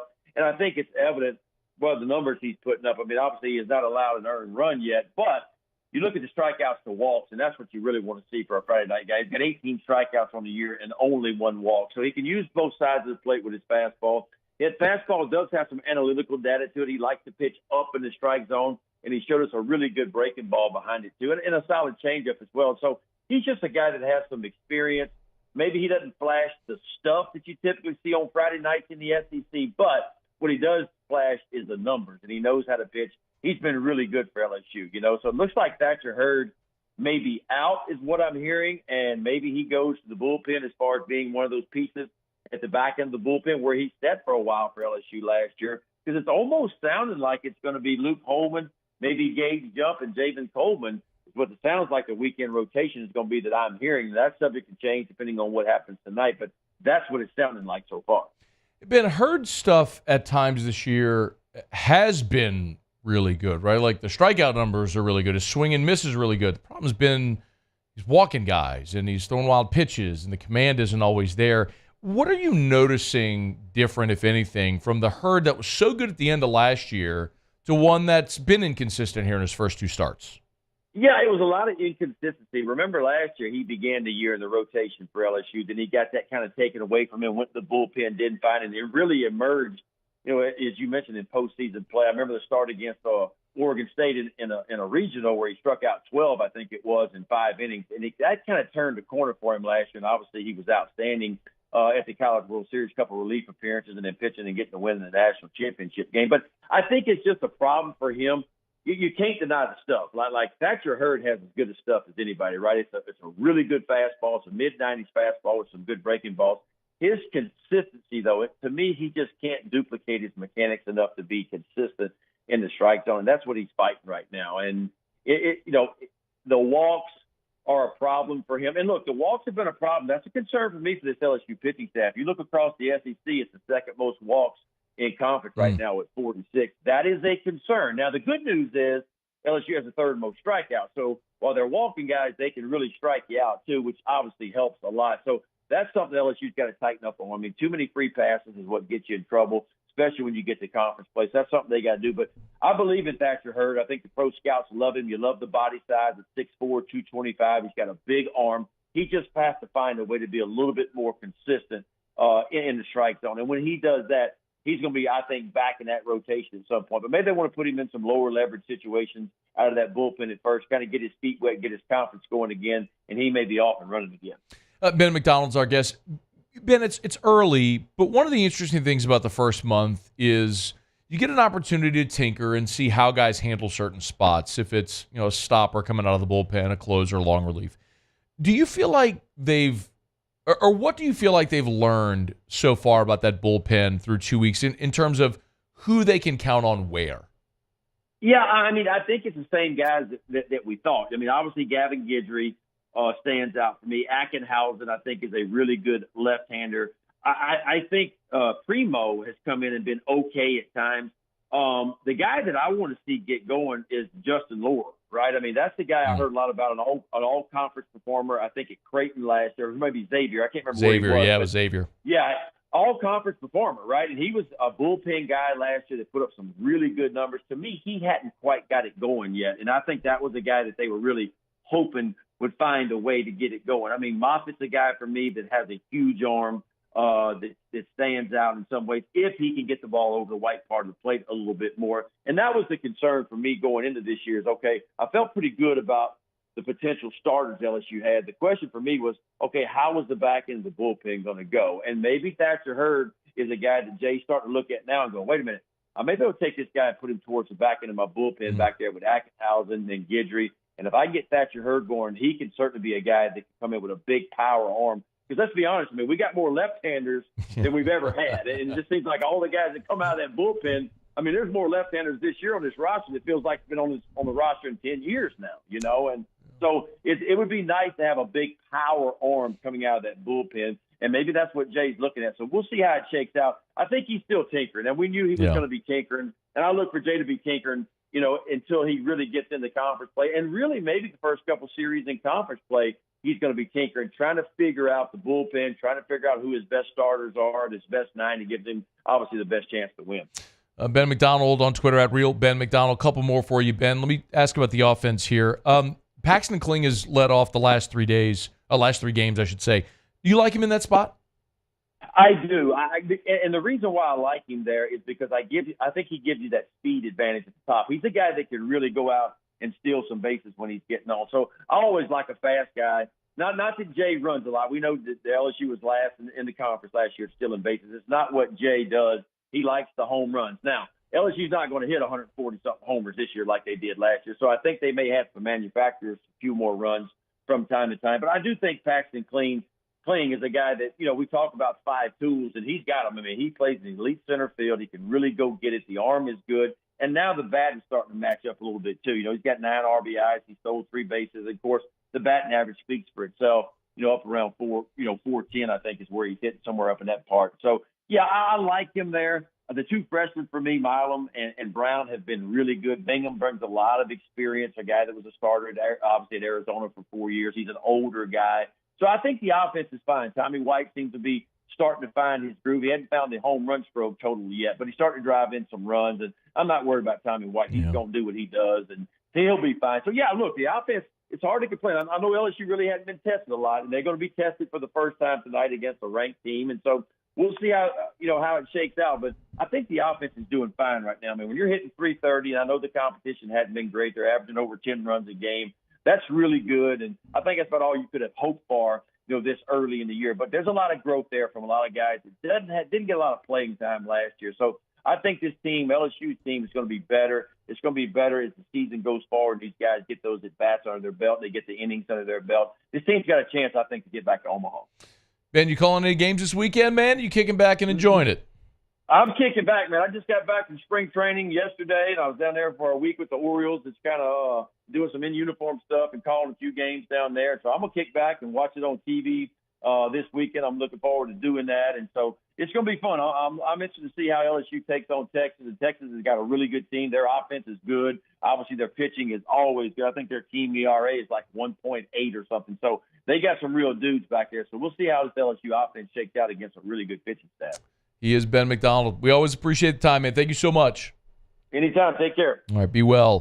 1989 Golden Spikes Award winner, #1 overall pick, does an awesome job on the ESPN broadcast, the LSU broadcast, and as you mentioned, Ben also does a lot of work with the Orioles radio network. Always appreciate Ben. We can get him for a couple of minutes. It's After Further Review. Friday show is brought to you by Don Juan Cigar Bar. If you're looking for a place to get by this weekend, Don Juan is great right there in Town Center. Have a cocktail, premium cigar. You can watch games over there as well. And, of course, Don Juan Cigar Company, the retail shop right next door. If you're in Perkins Row, Town Center, you're looking at the front of Whole Foods, just look to your right. You'll see Don Juan right there. All right, it's After Further Review. Let me break. When we come back, we got the news earlier today from Kat Terrell. Saints are planning on cutting Marcus Maye. I want to talk about Marcus Maye, but also just the personnel decisions the past couple of years to put some context around this. We'll do that next. It's AFR. AFR. Brought to you by Glow Resources, GLO, glowresources.com. Glow Resources, they are complete employer solutions.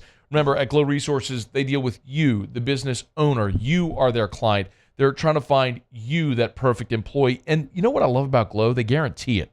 If you hire Glow Resources to find you that perfect employee, if for whatever reason it doesn't work out, they guarantee it.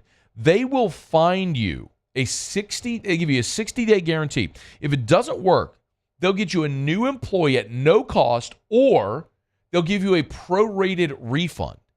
They stand by their work. Glow Resources has a 93% retention rate. This isn't just someone looking for their next paycheck. These are career opportunities that they're looking for, and Glow Resources can help. It's glowresources.com. Online at glowresources.com. That's GLO, glowresources.com. When it comes to ending cancer, we push forward, always working together for you. That's why our cancer experts at Ochsner have clinically integrated with MD Anderson Cancer Center. This means advanced cancer care, including access to life-saving clinical trials and integrating care to treat the whole you. Introducing Ochsner MD Anderson Cancer Center. Long live you. There it is, the extra mile, on the border of expected and extraordinary, for those willing to go further. like vans customized for work or play, with safety and tech to keep you connected. Supported by a 5-star sales, service, and finance team, and backed by the 1-star you know. So go the extra mile. It's never crowded, because so few have what it takes to go there. Mercedes-Benz Vans. The importance of doing this Fortified program and offering it to people down here is, number one, the only real chance you're going to get to do this is when you put on a new roof or build new.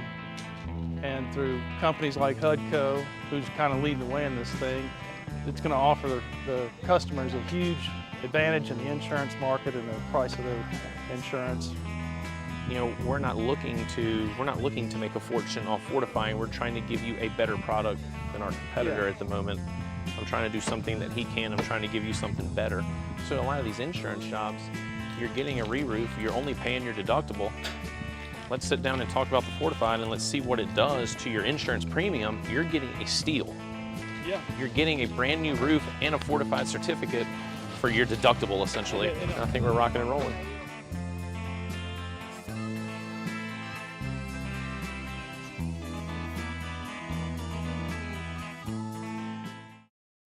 Breck teamed up to reimagine your parks, and you imagined big. With your help, we went to work, creating 12 beautiful community parks across the parish. A family-sized water park, miles and miles of trails, and parks just for your dogs. There are more places to splash, to explore, to run wild, and even soar. You imagined, we delivered. Gold. Breck, your #1 park system in the nation. Electricity is all around us, and our families depend on it. Every day is sparked by the power of a cold drink or a warm meal, a movie night, and a comforting light at the end of a dark hallway. From sunrise to sunset, playtime to bedtime, our team is ready to take care of your electrical needs, even in the case of an after-hours emergency.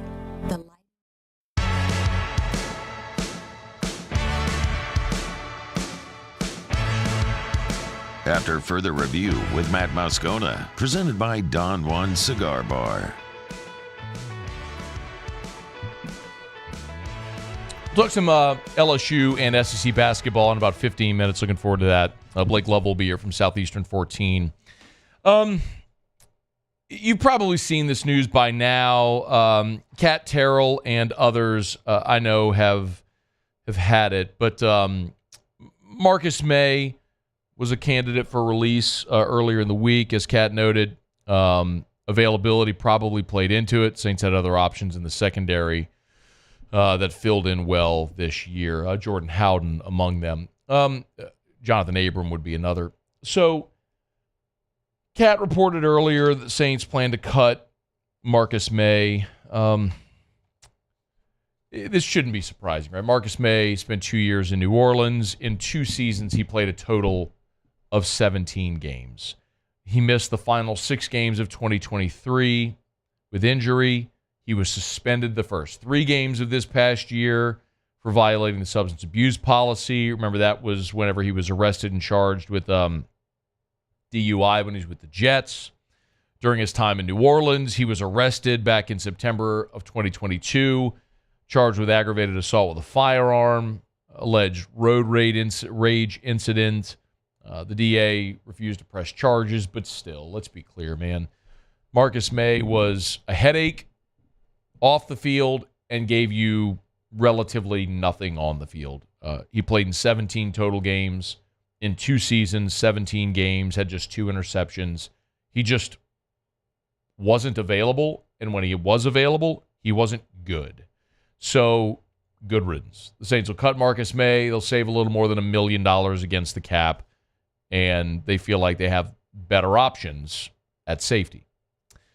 And they'll figure that out. Maybe it's Jordan Howden. Maybe it's Jonathan Abram. Maybe it's some combo, therein to replace him opposite Tyrann Mathieu. They'll figure that out or do what they do and not figure it out, because the Saints are really bad at personnel decisions, or at least have been in the past several years. Do you realize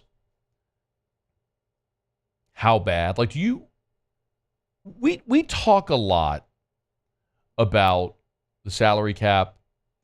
we talk a lot here about Dennis Allen and Derek Carr.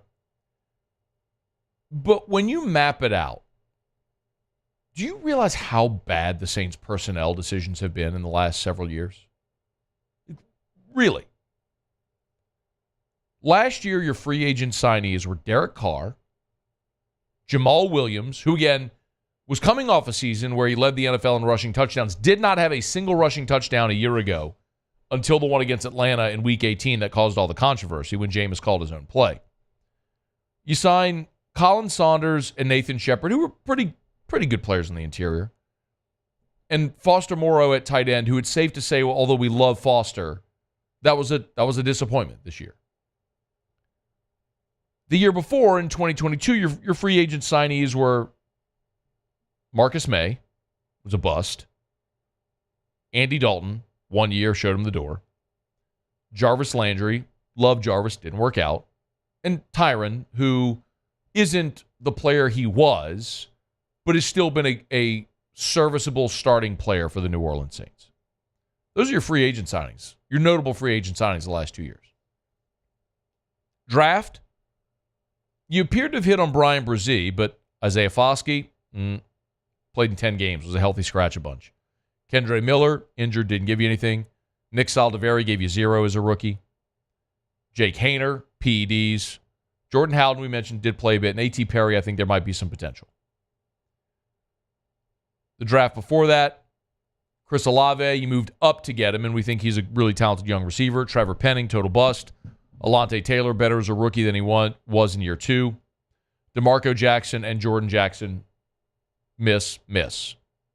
Go back to 2021. Peyton Turner, bust. Pete Werner, when he's healthy and playing, he's good.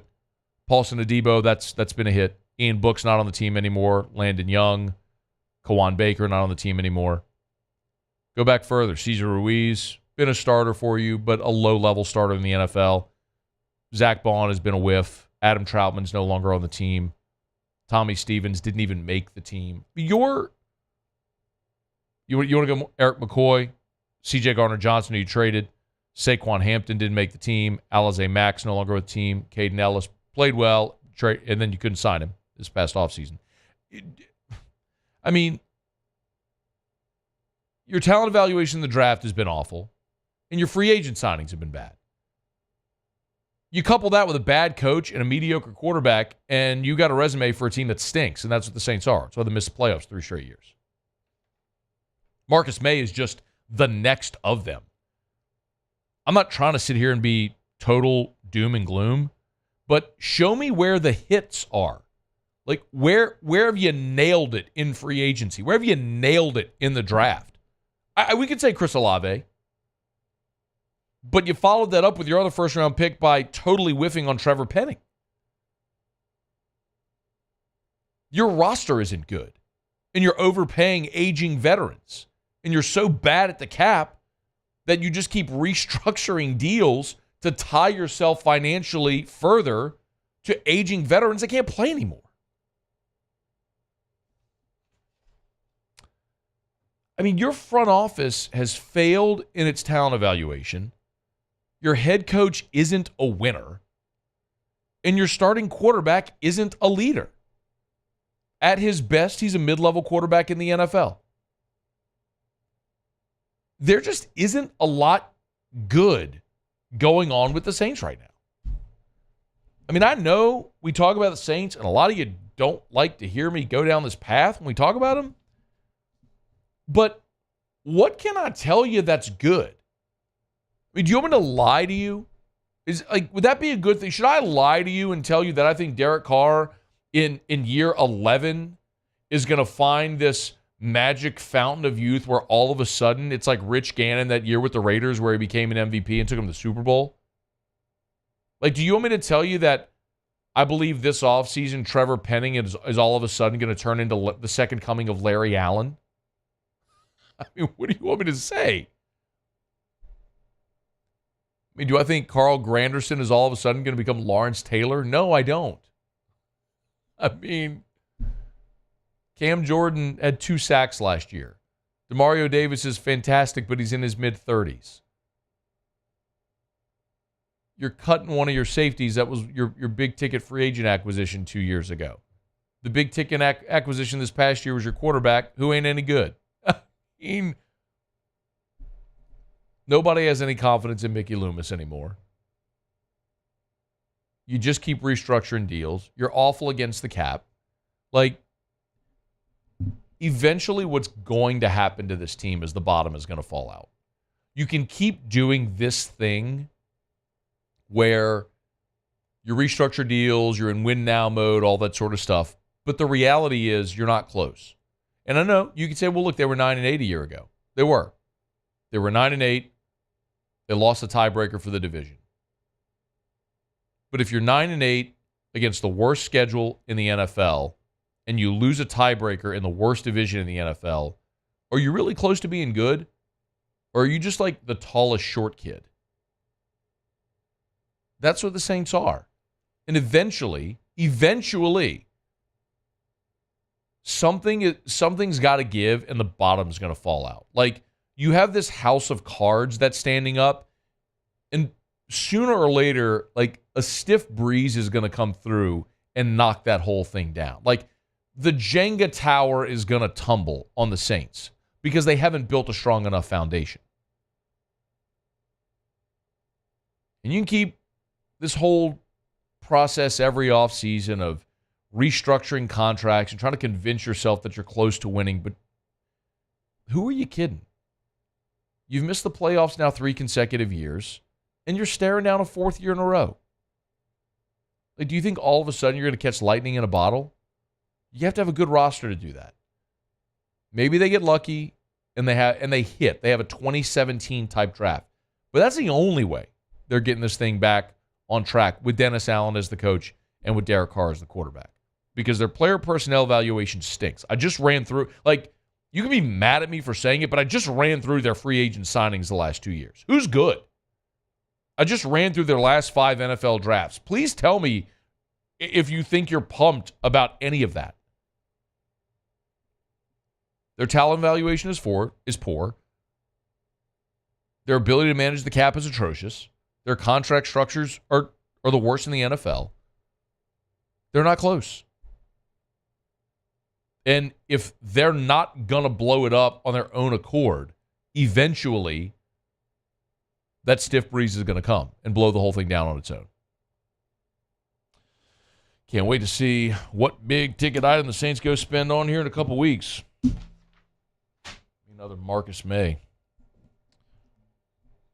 All right, it's after further review. We're brought to you by First South Farm Credit. FirstSouthLand.com. If you want to buy land, First South Farm Credit can help.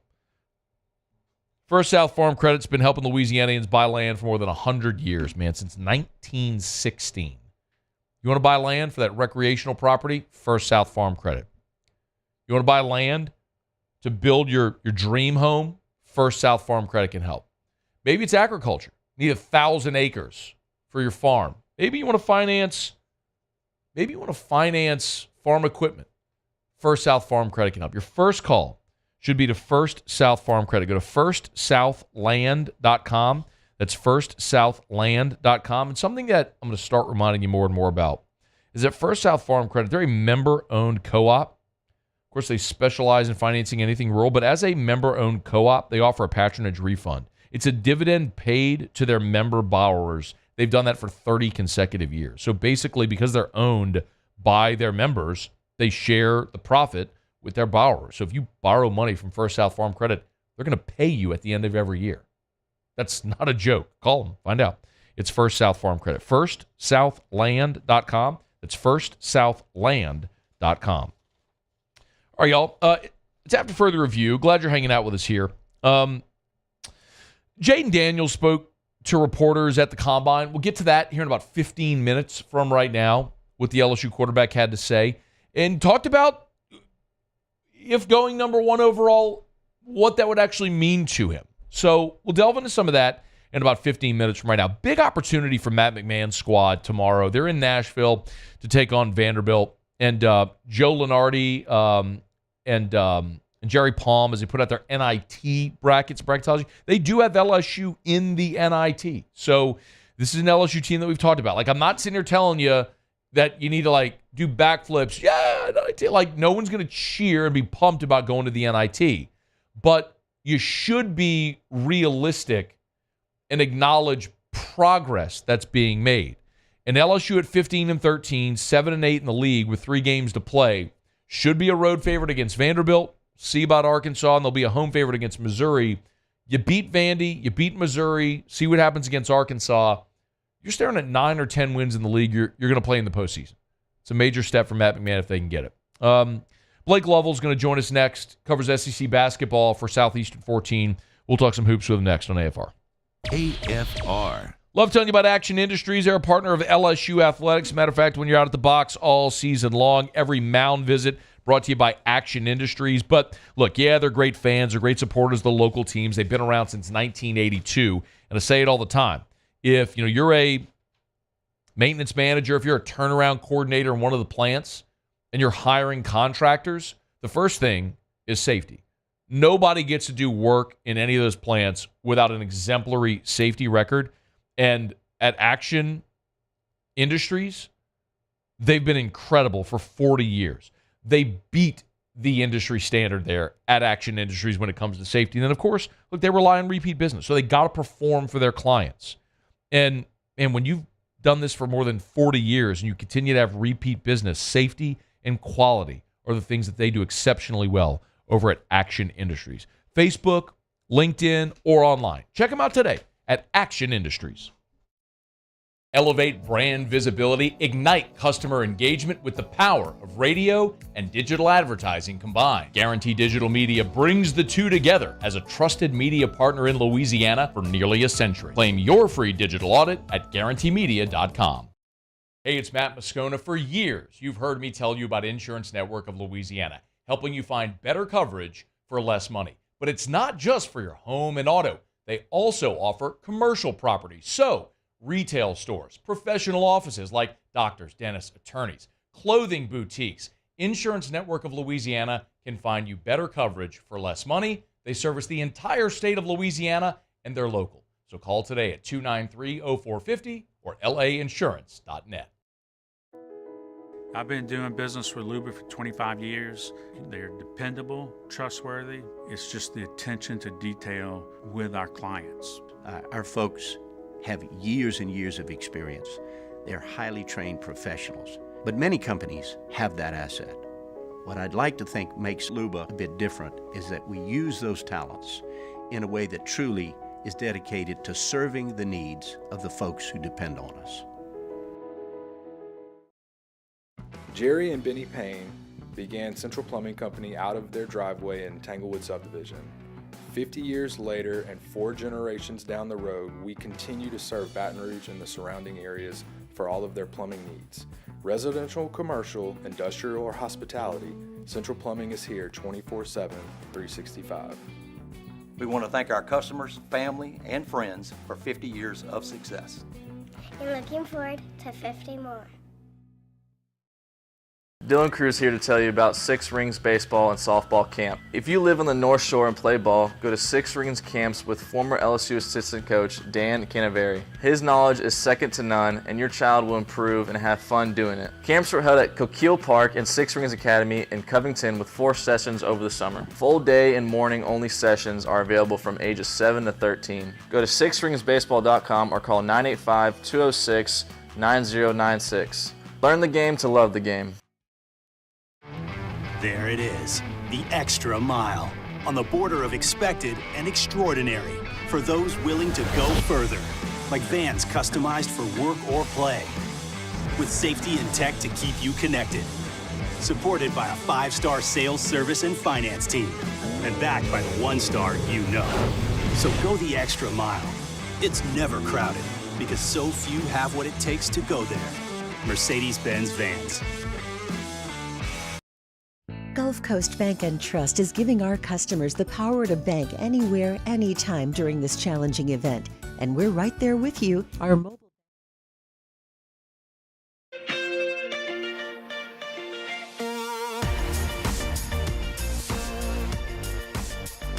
After further review with Matt Moscona, presented by Don Juan Cigar Bar.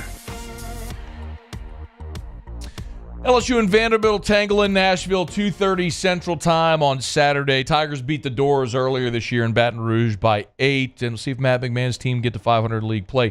Blake Lovell covers SECs on Twitter at the Blake Lovell. Southeastern 14 is where you can go find his content on YouTube and online. Blake, we appreciate it, man. How are you? Yeah, doing well, man. Good to talk to you. Man, it's our pleasure. Let me get the one out of the way that that the most of the conference doesn't care about, but certainly is relevant here. LSU is there in Nashville. I know you're there in Nashville. So Tigers will play Vandy at Memorial Gym. LSU should be a slight favorite in this ball game. Any cause for concern for LSU going on the road up there to Memorial Gym? I mean, it's the Jordan Wright Bowl. I mean, I think there's obviously some incentive for Vanderbilt. But, I mean, and they've been a different team at home at times. I think that's the only thing I would add is, look, they beat A&M there. They obviously beat Missouri there. They played a couple teams close there. Played Alabama pretty close a while back. So it's Memorial Gym. You know how it works there. I mean, sometimes you just get a team that rallies around, but, of course, it's not the same way it used to be. You don't have the same kind of, crowd there because fans are just deflated at this point, and they don't really care, which is not a good place to be in for a Vanderbilt basketball program. So LSU's a better team, but as always, on the road in this league, you just never know. And I think LSU finds a way to sneak it out. But, again, Vanderbilt's got some good guards. If those guys play as well as they do, they'll keep this close. I wouldn't be surprised if this goes down to the final couple of possessions. And when it does go well for Vanderbilt, what works for them? Well, I mean, I think just, the guard duo, Hezra Mannion, Tyron Lawrence, those guys just when they're playing as well as they can play, they can be, two of the best guards in the entire league. And I think that's kind of what it comes down to with Vanderbilt. It all has to go through them. But, as we always say about some of these other teams, it can't just be two guys. Like, it has to be somebody else stepping up. Van Allen Lubin, someone who's really come along, sophomore guy that I think there was a lot of, hype surrounding coming into this year, thinking that he could kind of be one of those big three type guys like a Jordan Wright was with these guys last year. And, he's had some ups and downs and some good games. So I think Vanderbilt still, they're just a team that kind of lacking a little bit in a lot of areas. But if you get those three playing well together, two guards and Lubin playing well in the front court, again, they've been competitive in some of these games, but just can they put it all together? You just don't ever know. Whew, got that one out of the way. All right, let's talk about the ones that people want to talk about. Look, there's relevance here, right? I mean, the job Matt McMahon has done is certainly notable. What he inherited to get this team knocking on the doorstep of postseason play in year two is admirable, and a win against Vanderbilt on Saturday would go a long way. The one that everyone in the league is going to be watching clearly is going to be Tennessee-Bama. I mean, this is for for all intents and purposes for the league championship. So it's there at Coleman Coliseum. Tennessee defensively, can they limit Alabama offensively? I mean, it seems like it's that simple. Is it that simple? Yeah, it seems that way. And I think if you're looking at teams that have actually done a really good job of that in the Nate Oates era, one that has just featured the type of offense that Alabama has played under him, although this is kind of to the extreme. I mean, this is just an offensive team the likes of which, we haven't seen in a while in the SEC in terms of what they can do offensively. I put the stat out there yesterday, and I had to look at something like, is this right? But Tennessee, in the 6 games they played against Nate Oates there, they've only allowed 73 points or fewer to Alabama, which I can't even, without even looking it up, I can guarantee that there's no other team that probably has that same kind of stat line against Alabama in the Nate Oates era. But it's like you turn around and you're like, okay, well, Tennessee's only allowed 73 points or fewer against them. Alabama's averaging 96.8 at Coleman Coliseum this year. I mean, that is just an absolutely ridiculous number. When you look at it from that standpoint, obviously we saw these two teams play back in, late January. Tennessee did what Tennessee usually does to teams at Thompson Bowling Arena. They went out there, they just controlled the game with their defense. They held Alabama to 71, won by 20. This is a different challenge because we've seen this Tennessee team be pretty vulnerable on the road at times. I mean, the A&M game really stands out. They let a just atrocious A&M team, make 11 threes in that game. Didn't play well in a couple other spots this year. Managed to pull out even in the Missouri game recently. They're like, Tennessee didn't play well there. And so this is a big spot for the Vols because I think the question we always wonder with them is offensively, do they stall out? You haven't had that as much this year because you've had a Dalton Connect, but can somebody else step up in this game? I think more than just the defense for Tennessee, if they hit that lull where Dalton Connect's not going off for 39 the way that he did against Auburn, who's going to step up and score? because I just can't imagine that Alabama's held to 73 or fewer with a team like this. So. Who do you like? I picked Tennessee just because I think that the Vols defensively, again, we've just seen them kind of impose their will on teams like this. It's interesting because I feel like for the longest time, Tennessee was a team that you're like, okay, they have to play the Mississippi State style. They have to play the methodical sort of rock fight type games. Those are the games they need to win. I'm like, but you look at this year, they've done really well against the teams that come out and score a lot of points. They beat Florida by 19. They win and won at Kentucky. They've beaten teams like that and like kind of that up-tempo style. I think it's kind of, I think why people still, I feel like some people wonder, Tennessee just like the, walking down the floor. They don't. They get up and down the floor, and that has kind of gone well for them. And we know, too, Alabama defensively, there's still a lot to be desired there with this team. But I picked Tennessee, but you know what? I mean, this is one where if Alabama gets rolling, they can run anybody out of that gym, Tennessee included. I wouldn't be surprised at all if Alabama won this game. Night game on ESPN should be a lot of fun. The other ranked matchup is Carolina hosting Florida. Thoughts on that? South Carolina is such a veteran team. They've been impressive to watch, especially when they go away from home. They're at home for this one. A thumbnail key to that game? Yeah, I think South Carolina, as usual, it is get Florida handle just the aggressiveness, old man basketball that South Carolina plays. They are just such an experienced team, and again, it's like you're going out and playing pickup with these guys. There's no foul. Like, who cares? Like, they're just going to bump you. They're going to be aggressive, and that's the way they're winning. Is they're just forcing other teams to be uncomfortable, and I think that has been the biggest thing. A lot of teams just don't like to play them. Can Florida kind of be that same sort of team? The thing with Florida, though, they've really come along, not just offensively, but they've come along in terms of the physicality. They're getting physical with teams. They're one of the best offensive rebounding teams in the country. If South Carolina can prevent that, I think they'll be okay. But I'm telling you, boy, you guys, if you watch this Florida team, they've been as good as anybody in the conference since mid-January. And so this would be a huge win for them against this Gamecock team. What about Ole Miss? They're at Missouri, A&M's at Georgia, a couple of teams that are kind of on the tournament bubble, not doing anything to help themselves. Some work to do. Feeling on those two teams and their tournament hopes? Ooh, I think they're going in the wrong direction. I think this is one where if you look at the last game Ole Miss and Missouri played, boy, Missouri almost got them. And I just feel like this is one where we've seen this set up before. Missouri has been so close. Ken Pom has them as the unluckiest team in college basketball this year out of 362 teams. You just wonder if this is one of those games where finally something goes their way and they're able to beat Ole Miss, because it just feels like they're heading in the wrong direction.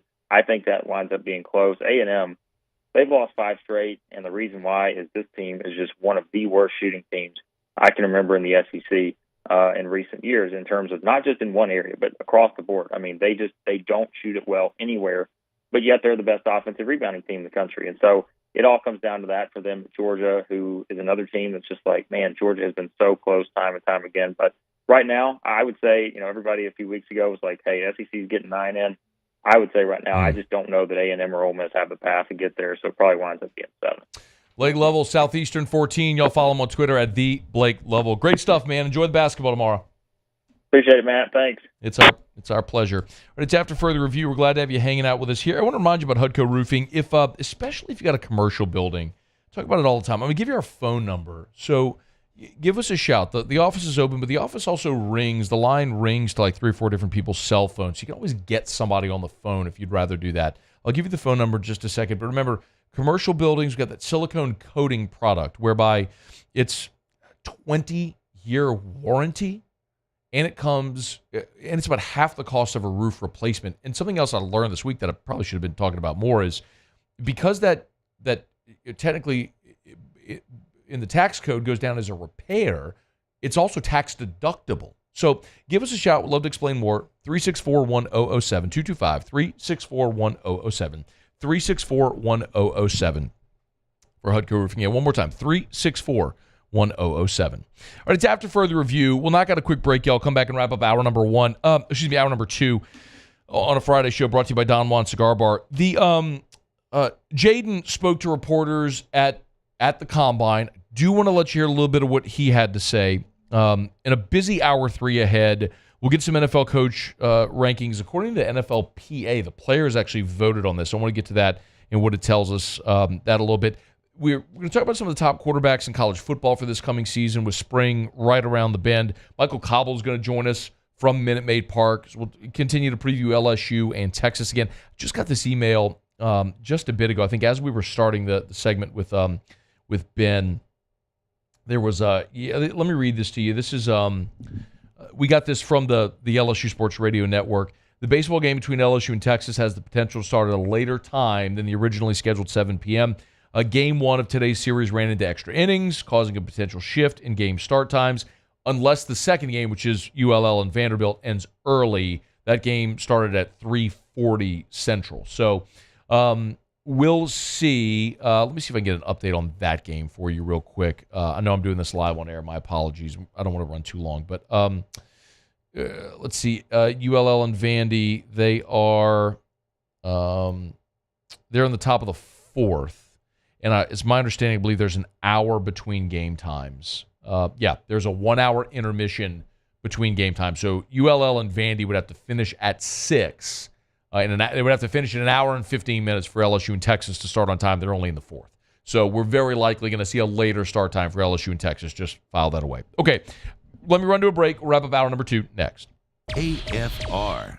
Brought to you by River City's 1 Hour Air, where they're always on time or you don't pay a dime. 752-0001, 752-0001. About that time, y'all. I know today we got a little bit of a cold snap, right? It's 57 in Baton Rouge, but earlier this week we're in the 80s. Y'all, spring is around the bend. It feels like this is probably our last little cold snap that we normally get. Call River City's 1 Hour Air. We're about to roll out the preseason AC tune-ups. Tell you all the time, join their membership club. I did it years ago. It saves you money, gets you front-of-the-line service, gets you membership pricing on any repairs, and your seasonal maintenance is complimentary. So the heater safety check and the AC tune-up, they call you, and it's complimentary. Like, that pays for itself. So River City's 1 Hour Air, we're getting to the warm weather months. Make sure your AC is clean, tuned up, ready to roll for the coming warm weather from River City's 1 Hour Air. 752-0001, 752-0001, where they're always on time or you don't pay a dime. Gulf Coast Bank and Trust is giving our customers the power to bank anywhere, anytime during this challenging event. And we're right there with you. Our mobile banking app is a smart way to manage your money and time. Gulf Coast Bank and Trust, the bank that cares about you. Bayou Ford has the new inventory to get you in a new Ford truck or SUV today, or customize your next vehicle just the way you want it. All new Bayou Ford vehicles come with a 1 million mile powertrain warranty. The crew at Bayou Ford is going to do right by you.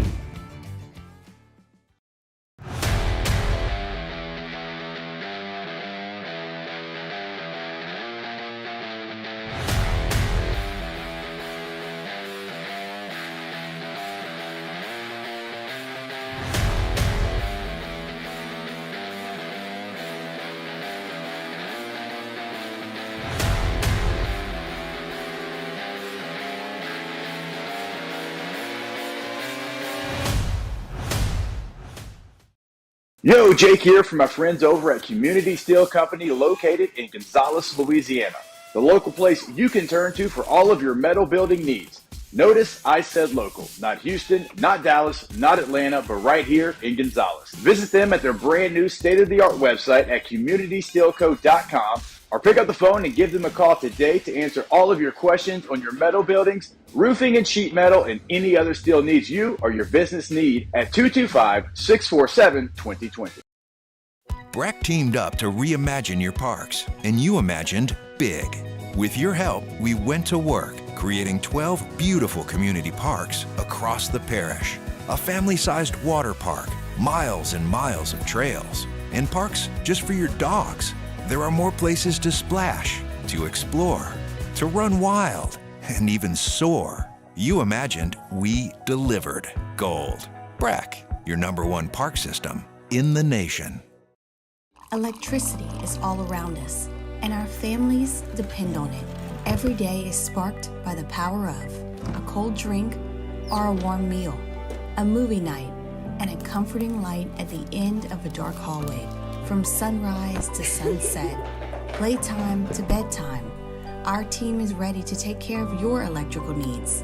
Even in the case of an after-hours emergency, the light in your life shines brighter with Mr. Electric.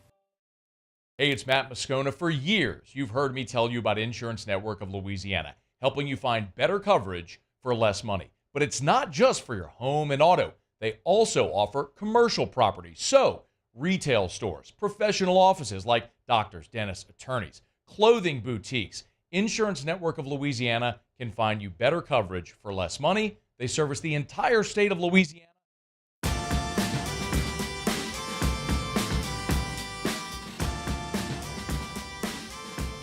After further review with Matt Moscona, presented by Don Juan Cigar Bar.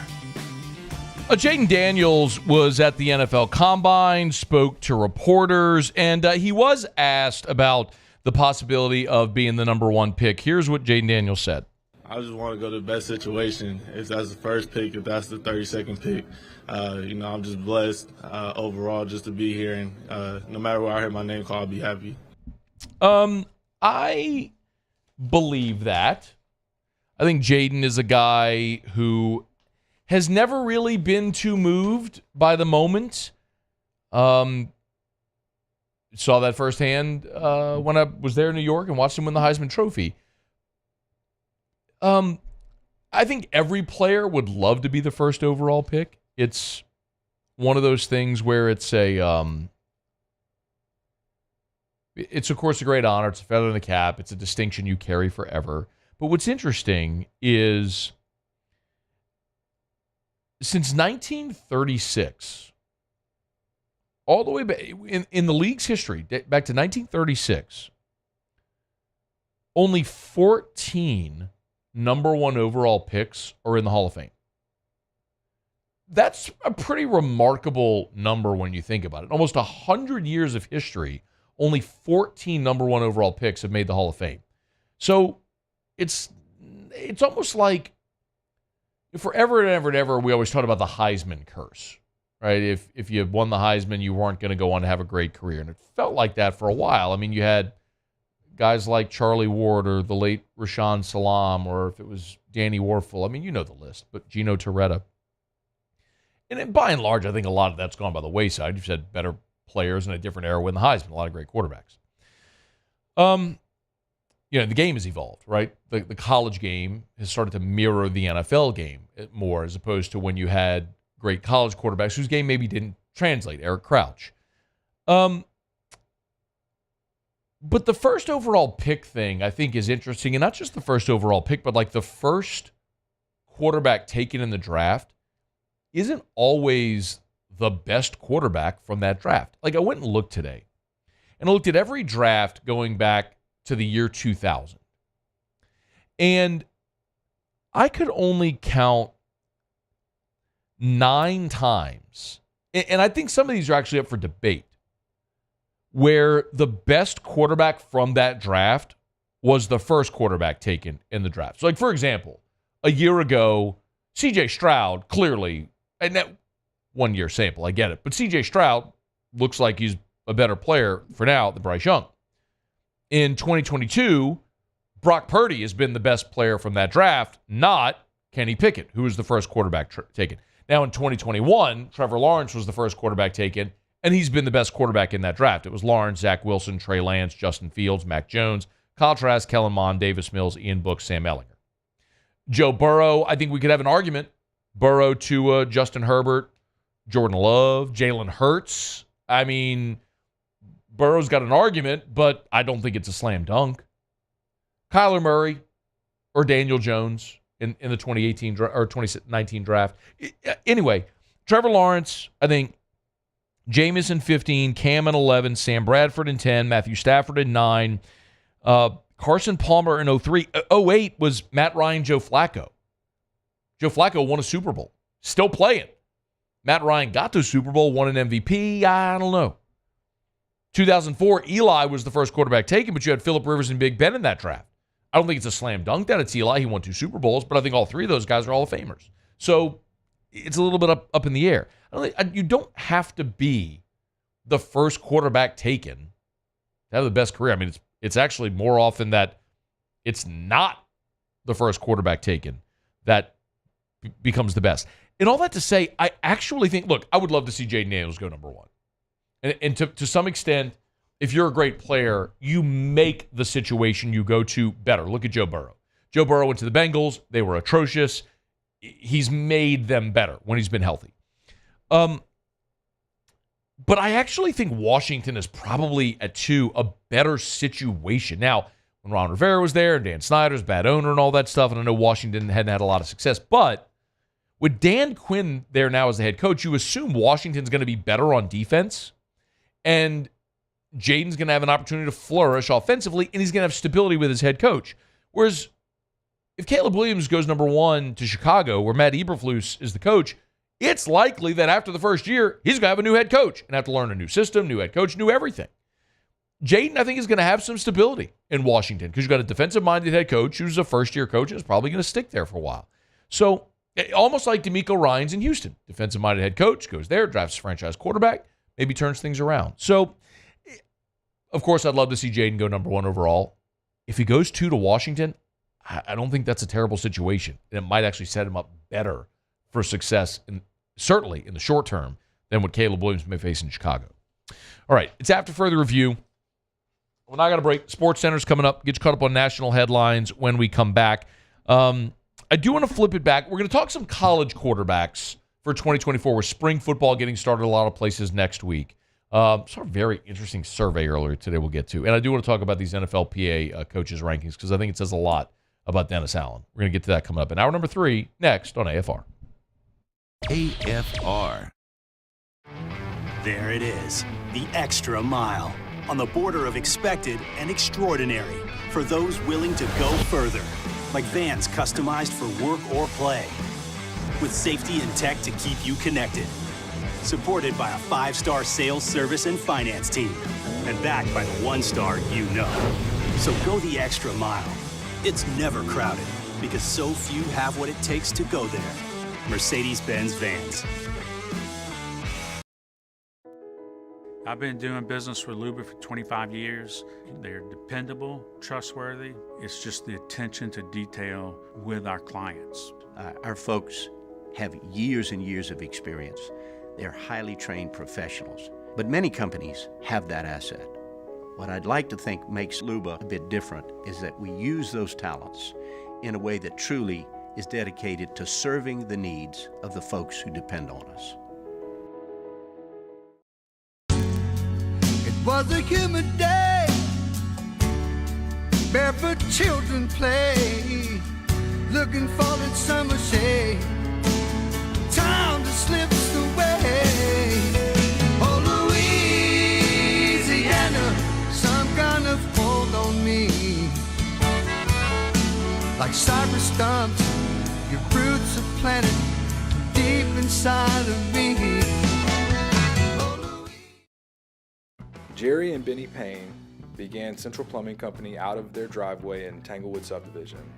50 years later and 4 generations down the road, we continue to serve Baton Rouge and the surrounding areas for all of their plumbing needs. Residential, commercial, industrial, or hospitality, Central Plumbing is here 24/7, 365. We want to thank our customers, family, and friends for 50 years of success. And looking forward to 50 more. Dylan Cruz here to tell you about Six Rings Baseball and Softball Camp. If you live on the North Shore and play ball, go to Six Rings Camps with former LSU assistant coach Dan Canaveri. His knowledge is second to none, and your child will improve and have fun doing it. Camps were held at Coquille Park and Six Rings Academy in Covington with 4 sessions over the summer. Full day and morning only sessions are available from ages 7 to 13. Go to sixringsbaseball.com or call 985-206-9096. Learn the game to love the game. Yo, Jake here from my friends over at Community Steel Company located in Gonzales, Louisiana. The local place you can turn to for all of your metal building needs. Notice I said local, not Houston, not Dallas, not Atlanta, but right here in Gonzales. Visit them at their brand new state-of-the-art website at communitysteelco.com or pick up the phone and give them a call today to answer all of your questions on your metal buildings, roofing and sheet metal, and any other steel needs you or your business need at 225-647-2020.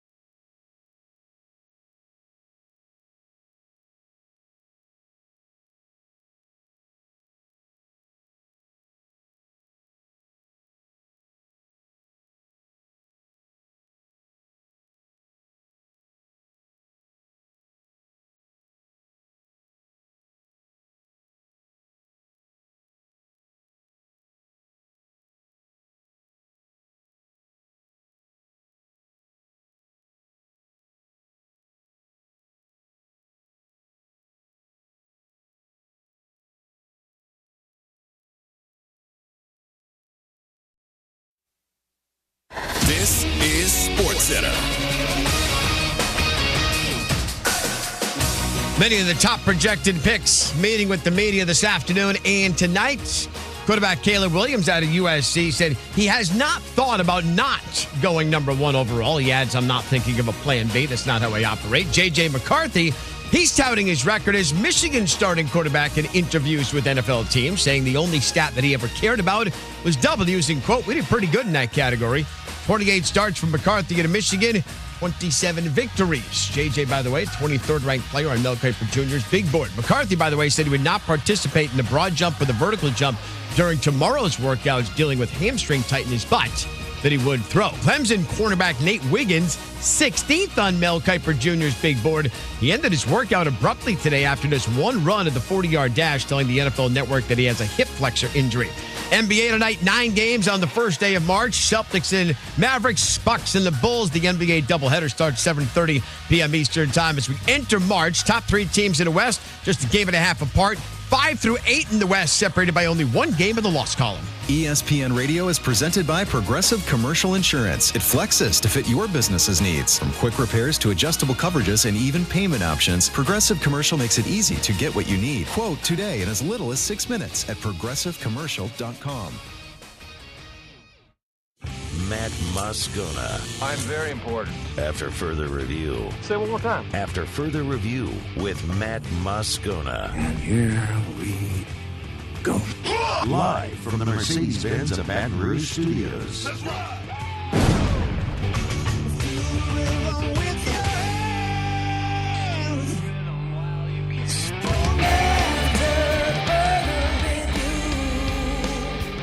Hour 3, off we go. Welcome aboard. Glad you're with us. It's AFR presented by Don Juan Cigar Bar. I'm Matt. Love you, Matt. Paul O'Neill. They're chanting Paul O'Neill's name. Grant Lanera. Redhead walking. And Mr. Toby Tompley.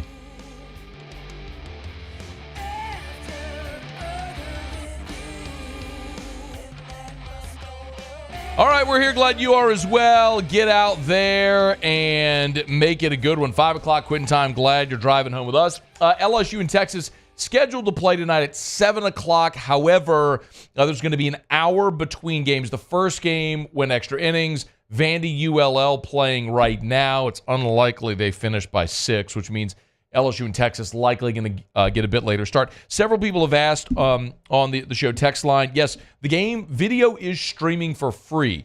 Astros YouTube channel. There's something else called like Space City Sports. I guess that's something Houston-based where it'll be. But yes, you can stream the game video for free at the Astros YouTube channel if you want to catch it there. So we'll head to Houston in about 30 minutes from right now. Talk to our buddy Michael Cauble from WBRZ. He's there covering the Tigers this week in Houston. So we'll get to that here in just a smidge. I was from the top of the hour, I was looking at the text line, and some people were talking about the segment we did in the last hour about the Saints, and the Saints are going to cut Marcus Maye, and I ran through the free agent signings the last 2 years and the last 5 drafts or so, and there just aren't a lot of hits. You got a bad head coach, you got a quarterback who ain't great, and you got a front office that's doing a very poor job of talent evaluation. Lenson Mobile sent a text who said, wow, that was depressing. Sadly, I couldn't agree more. I mean, that's kind of the feeling. But I have been, it kind of hurts me a little because I've loved the Saints for as long as I've lived, and I want them to be awesome. But I also have a responsibility every day when I open this microphone to be honest with you. And I'm never going to ever just fabricate an opinion to appease you. I'm going to tell you how I feel. And I've told you how I feel about Dennis Allen as a head coach and Derek Carr as a starting quarterback. And I have been sort of framed as a hater. And I think as the sample size grows, though, more of you understand that it's nothing personal. I I don't hate Dennis Allen or Derek Carr. I think they're good men, and I've said that a bunch, and that's far more important in life than how far you throw a football or if you call the right defense in a certain spot. But every time I give you either subjective or objective evidence, the people who don't want to hear it push back. I could give you objective data about Dennis Allen's winning percentage as a head coach, objective data about Derek Carr, quarterback rating, red zone percentage, win percentage, all the stuff that is inarguable. And then subjective things like tier rankings. And it continues to say the same thing over and over again, which is Derek Carr's a mid-level quarterback in the NFL and Dennis Allen's not a good head coach. I mean, that's the basis of it. But a lot of people, while you may not like the message, what you really don't like is the messenger. You don't like that I'm saying it for whatever reason.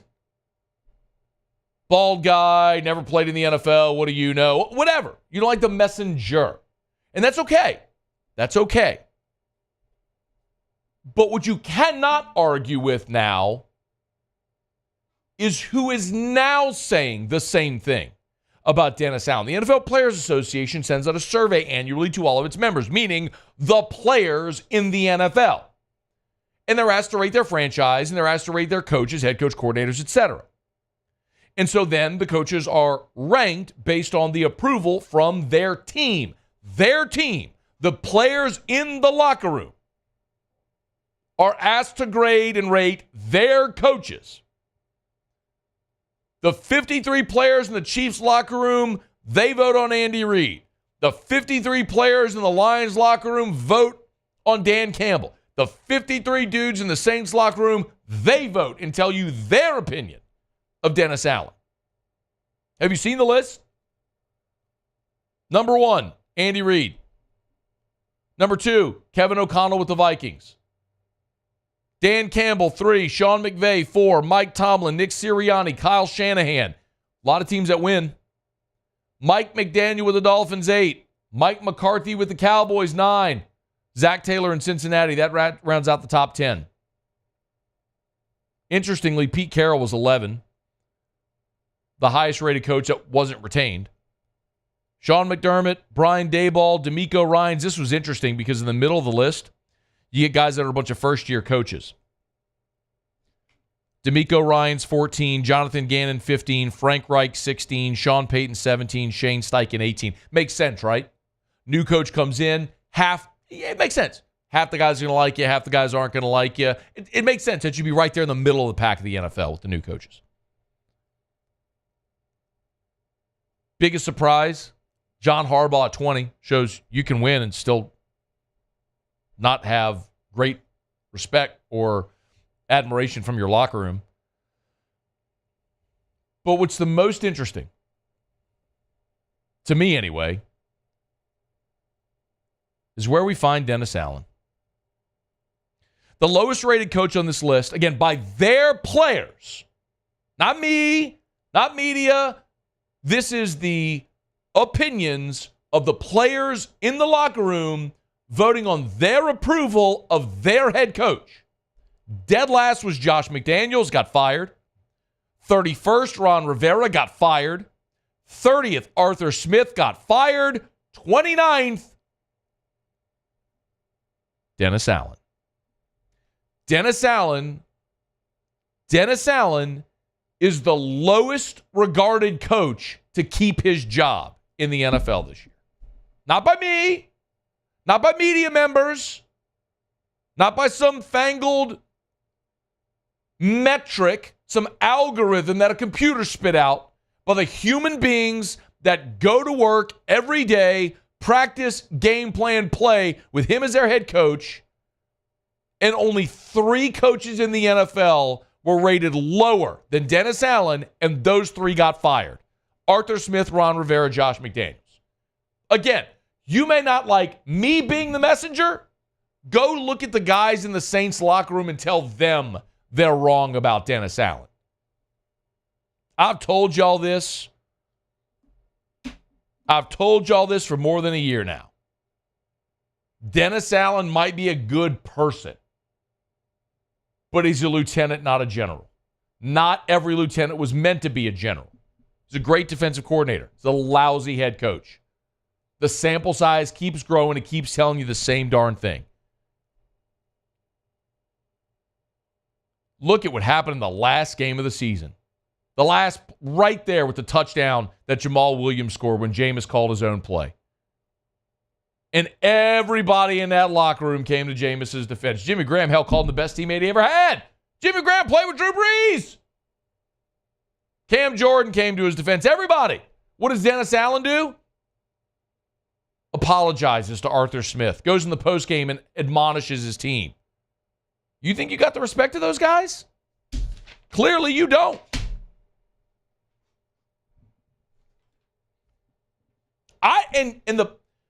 As much as this stings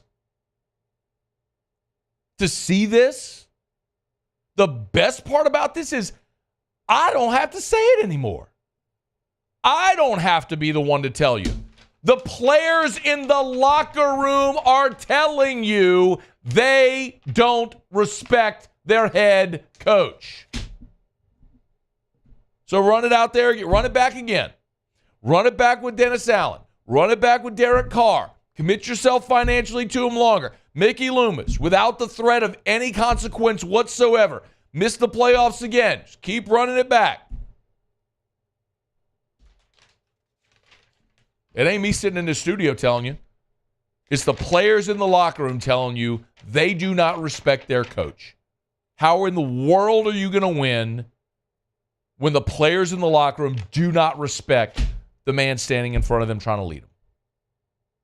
Ain't me saying it no more, y'all. Maybe just get a whole bunch of new players. Keep Dennis Allen, get rid of all the players. So after further review, brought to you by Relief Windows.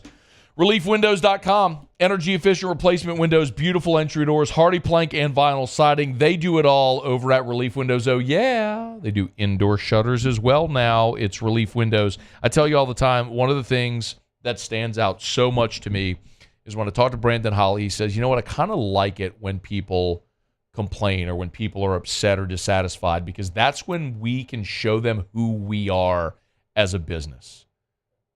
I mean, it's contractors. It's inevitable. Things are going to happen. You know, in time, your windows are going to leak. Buy windows from Relief Windows or anywhere else. In time, over time, your windows, no matter who you buy them from, your windows will leak eventually. It's a point of penetration into the home.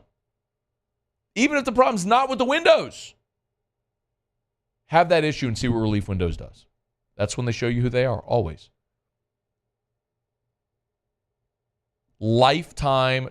Who else? I dare you. Go ahead.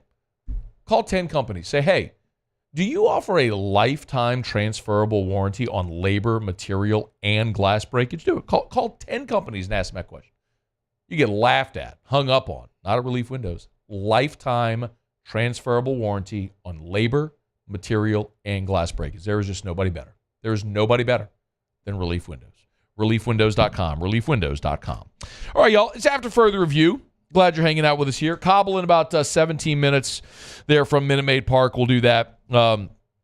Saints met with a couple of players at the Combine today, at least names that have leaked. Some that I like. I do want to circle back to that. When we come back, though, I want to talk some college football. There's from another piece of subjective criteria here. There was a list today that came out that ranked the top 10 quarterbacks in college football for next year. And there was one thing on that. I want to talk about Garrett Nussmeier, but there's one thing on that list that blew me away. And I want to talk about when we come back. It's AFR. AFR. Okay, y'all, it's Friday in Lent. If you're looking for that non-meat option, Rouse's has got you covered. Look, no matter where you live, there's a Rouse's by you. There's 70 locations from Lake Charles to Orange Beach, Alabama, points in between. So get on by Rouse's, go on in, go to your left. You'll see the kiosk, the hot and boiled kiosk. You see boiled crawfish, already bag, tag, ready to roll. Just grab and go. If you want fried catfish, you want meals, dinners, they got it. You want sushi, already done, rolled, bag, tag, ready to go. They got it at Rouse's. If you're maybe you just want to go to the seafood market over there, get you a nice a tuna steak, a beautiful filet of salmon, whatever it may be. All the sides and the fixings, Rouse's got you covered. Rouse's is the official supermarket of the New Orleans Saints. Go to Rouses.com, Rouses.com. Prices are coming down on crawfish as well. We're fired up to tell you about that as they keep going lower. It's Rouses, the official supermarket of the New Orleans Saints. Rouses, this feels like home.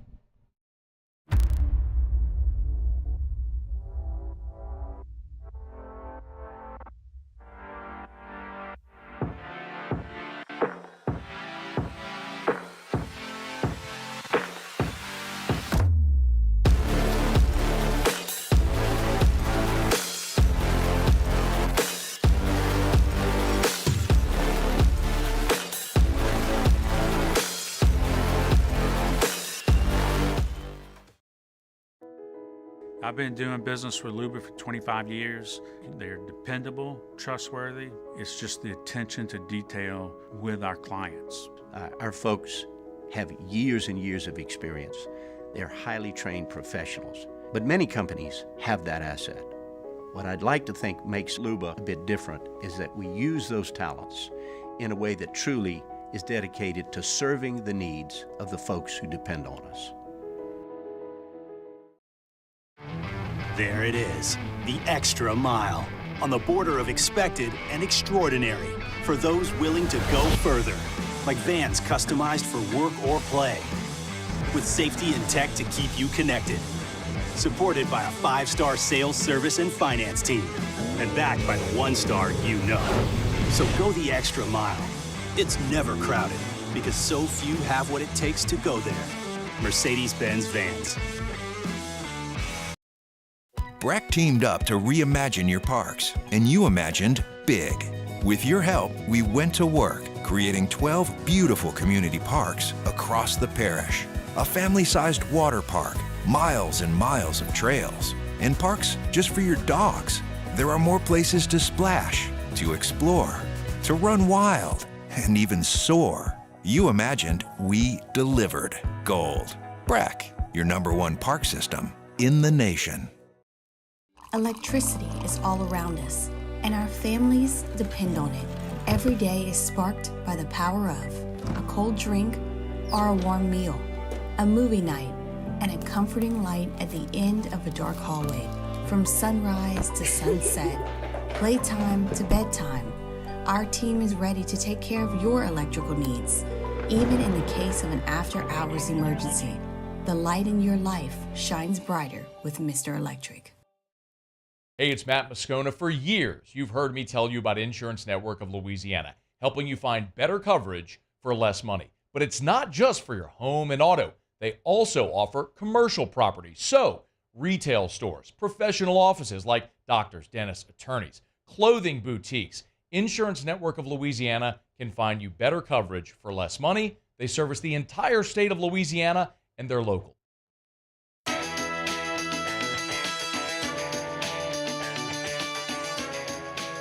After further review with Matt Moscona, presented by Don Juan Cigar Bar.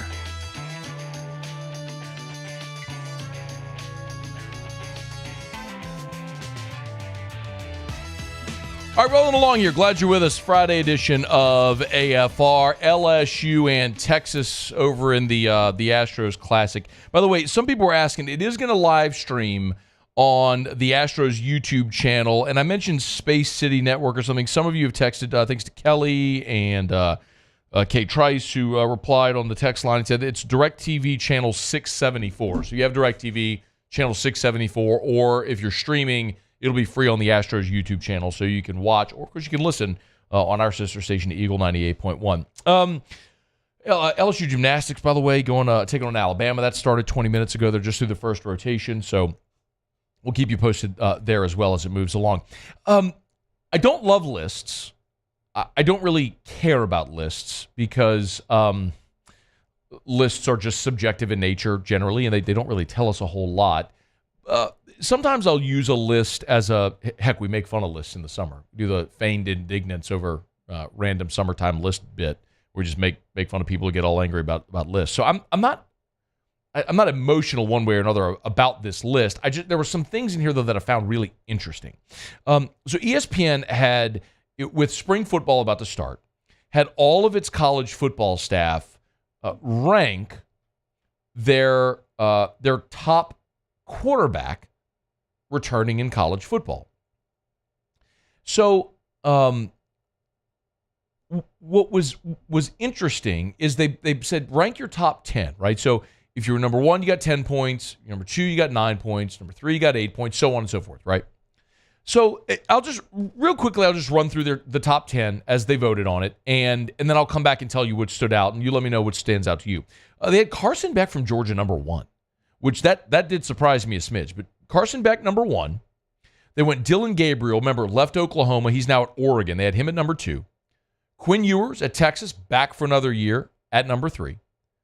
Jalen Milroe, Alabama, had a nice end to last season at 4. Noah Fafita from Arizona, who quietly had an amazing year last year. A lot of people didn't pay a lot of attention to Arizona, but Noah Fafita had a great year. Arizona was great. But Jed Fish, the head coach, left Arizona. He's now the coach at Washington, replacing Kalen DeBoer. But Noah Fafita, 5.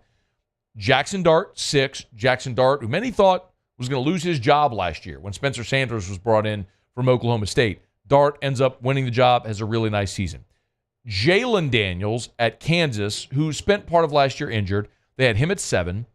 Shadur Sanders at Colorado, 8. Cam Rising, who's back for another season of the COVID year, then the torn ACL last year. Cam Rising back. He's 9. And then Cam Ward, who's moved around the country a whole bunch now, is at Miami for his final season. They have him at number 10. If you're wondering, the other quarterbacks who received votes, just very quickly, Brady Cook, Riley Leonard, Will Howard, Garrett Green, Nico Iamaleava, I think I did it right that time, Caden Slater from Liberty, DJU, who's now at Florida State, Jackson Arnold, who's at Oklahoma, Connor Wegman at A&M, Kyron Drones at Virginia Tech, and Will Rogers at Washington got 1 vote. So those are the others that got votes. So no votes for Garrett Nussmeier. And I'm not necessarily, again, I don't care. I don't care about the list. I don't care all that sort of stuff. But sometimes it's revealing of opinions, and there was a few things that stood out. For me, I would put Quinn Ewers number 1. Like if I thought, okay, there's one quarterback in college football I want based on talent, experience, all that sort of stuff, combination thereof, ceiling, I would pick Quinn Ewers, just if you're wondering. I'm really surprised about Shadur Sanders. And here's why. Shadur Sanders, and there's a correlation to the SEC guys that I want to talk about. Shadur Sanders was sacked 56 times last year in 12 games. Last year, there were 133 teams that played in the FBS. The 56 sacks allowed was 132nd. Second to last in America in sacks allowed. And still, despite being battered, bruised, broken, beaten, sacked, and having no defense whatsoever, Shadur Sanders still slung it, had a nice year. And every time he got his ass beat, he got up and came back. I respect that tremendously. Like, after Quinn Ewers, I'd have Shadur Sanders number 2. Like, that would be the guy that I'd really buy into. But here's where I think it's interesting. I mentioned Carson Beck at Georgia. They have him number 1. Dylan Gabriel at Oregon number 2. For what it's worth, fewest sacks allowed last year in the country, Oregon was number 1. Do you know how many times Bo Nix was sacked last year? Entire season. 14 games. Do you know how many times Bo Nix was sacked? 5. All year. Total number of sacks. Not in a game. Not an average. 5 total all year. 5. That's it. Yeah. They were more efficient. He was always upright. He got rid of the ball really quickly. Washington, Michael Penix, 6th in the country, fewest sacks. In Georgia, Carson Beck, 8th, fewest sacks allowed. Yeah. If you're upright, you're going to be better and more efficient. I'm way more impressed by the job Shadur Sanders did, getting chased and getting his ass beaten every game, than I am with the job Carson Beck did, playing on an NFL team, leading them. That's not to say that Carson Beck won't be a good player. And I don't really know that I have a strong feeling whatsoever about one way or another about Jackson Dart. I think Jackson Dart's a good player. He's veteran. He's experienced. He functions well in Lane Kiffin's offense, all that other thing. But the other one for me is Jalen Milroe. Jalen Milroe I think having him 4 on this list is a joke, but again, it's a list and I don't really care. Here's what stood out most to me about Milroe, who had to, remember, win the job after the first month. They lost at home to Texas. He was benched against South Florida, got the job back. The last 2 games of the season, they played Georgia in the SEC championship game and Michigan in the Rose Bowl in the college football playoff. Here were Jalen Milroe's stat lines in those games. Against Georgia, 13 of 23 for 192. By the way, he was sacked 4 times in that game. Against Michigan, 16 of 23 for 116 yards. No touchdowns, no picks, was sacked 6 times in that game. You understand the correlation? It's an obvious thing if you I mean, we all watch football. We all know this. Pressure a quarterback, sack him, he's not going to be as effective. When Jalen Milroe was pressured against Georgia and against Michigan, he stunk. Really good runner. I mean, LSU fans know that better than anybody. I mean, Alabama won that game because Dallas Turner targeted Jaden Daniels and knocked him out of the game, and Jalen Milroe ran the ball. That's why Alabama beat LSU this year. But that, for me, is the biggest takeaway. If Alabama's offensive line stinks this year, and they might, and Jalen Milroe can't, he showed you. You don't protect him, he ain't a good player. I think that's the key this year. You want to beat Alabama? We've talked plenty about Alabama here, I know it, but I don't know if there's a greater indicator of this than anything than that right there. So, spring football for LSU gets started on Tuesday. A lot of the country gets started next week. So, we'll keep you up to date, all the spring storylines as we move throughout spring football there. There's a lot of teams with a lot of new players, new coaches get cranking toward 2024. All right, it's After Further Review. We're glad to have you aboard with us here. Let me knock out a quick break. Come back. Michael Cauble will join us from Houston as LSU's getting set to play Texas over there in the Minute Maid Astros Classic, whatever they call it. I don't know. But anyway, we'll talk some baseball. Cauble from Houston next. AFR. Gulf Coast Bank and Trust is giving our customers the power to bank anywhere, anytime during this challenging event. And we're right there with you. Our mobile banking app is a smart way to manage your money and time. Gulf Coast Bank and Trust, the bank that cares about you. Bayou Ford has the new inventory to get you in a new Ford truck or SUV today, or customize your next vehicle just the way you want it. All new Bayou Ford vehicles come with a 1 million mile powertrain warranty. The crew at Bayou Ford is going to do right by you. The Windsor Senior Living Community in Mandeville, Louisiana is a beautiful, vibrant apartment community geared towards seniors. They are nestled right in the heart of Mandeville, where seniors live a more carefree lifestyle in spacious apartments with the peace of mind that comes from having a little extra help. Call the Windsor at 985-624-8040 to schedule a lunch and tour. Come see how the Windsor can be your passport to peace of mind. Jerry and Benny Payne began Central Plumbing Company out of their driveway in Tanglewood subdivision. 50 years later and 4 generations down the road, we continue to serve Baton Rouge and the surrounding areas for all of their plumbing needs. Residential, commercial, industrial, or hospitality, Central Plumbing is here 24/7, 365.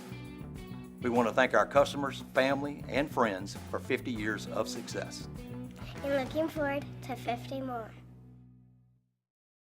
Dylan Cruz here to tell you about Six Rings Baseball and Softball Camp. If you live on the North Shore and play ball, go to Six Rings Camps with former LSU assistant coach Dan Canaveri. His knowledge is second to none, and your child will improve and have fun doing it. Camps were held at Coquille Park and Six Rings Academy in Covington with 4 sessions over the summer. Full day and morning only sessions are available from ages 7 to 13. Go to sixringsbaseball.com or call 985-206-9096. Learn the game to love the game. Yo, Jake here from my friends over at Community Steel Company located in Gonzales, Louisiana. The local place you can turn to for all of your metal building needs. Notice I said local, not Houston, not Dallas, not Atlanta, but right here in Gonzales. Visit them at their brand new state-of-the-art website at communitysteelco.com Or pick up the phone and give them a call today to answer all of your questions on your metal buildings, roofing and sheet metal, and any other steel needs you or your business need at 225-647-2020. I've been doing business with Luba for 25 years. They're dependable, trustworthy. It's just the attention to detail with our clients. Our folks have years and years of experience. They're highly trained professionals. But many companies have that asset. What I'd like to think makes Luba a bit different is that we use those talents in a way that truly is dedicated to serving the needs of the folks who depend on us.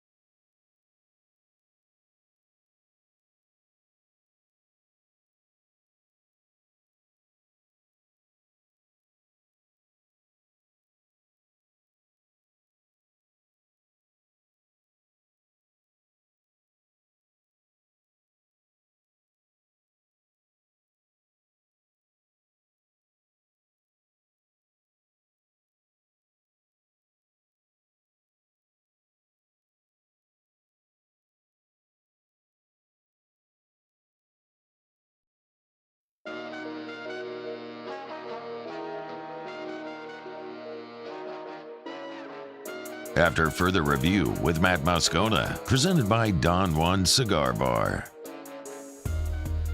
They're in the second rotation over at the PMAC right now. Early start for Jim with LSU and Alabama Tigers with an early lead on the Tide. Kaya Johnson taking her turn on the bars and sticks the landing. So good day so far for LSU. Head out to Houston. Michael Cauble, WBRZ, is there with the Tigers as they begin a 3-game weekend there at Minute Maid Park. How are you, dude? Good, dude. How are you? Doing great, dude. How are you? Super, dude. Okay. Set the scene for us there at MMP. Well, they got the roof open. It's about dusk. Settling in. A lot of Tiger purple in the stands. Not a huge crowd for the early game here between Vandy and the Raging Cajuns. A little bit of a controversial call here, I guess, on first base that they're reviewing right now. So, it's baseball, but it's not. A lot of purple and gold waiting for their game to get started. But up until this point, it was kind of picking up pace, I'll just say, and looked like we were doing better to have a close to start time. But I don't know how long this thing will go on here with this review.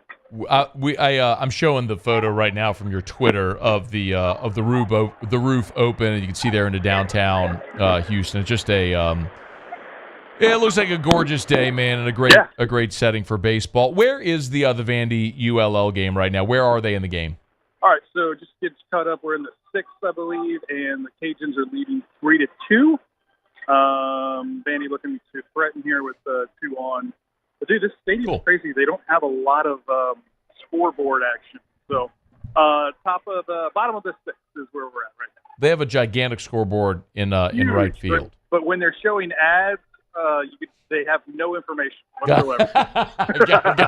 Got it. You just have to guess. So the LSU-Texas game will start 1 hour after the conclusion of this game. So they'd have to wrap this thing up in 27 minutes, and if they're in the 6th inning, that's not exactly going to happen. So might be about an hour delay. So LSU's going to go with Luke Holman tonight. Did Jay Johnson talk to you all about the rest of the plans, the idea behind the pitching plan for the weekend?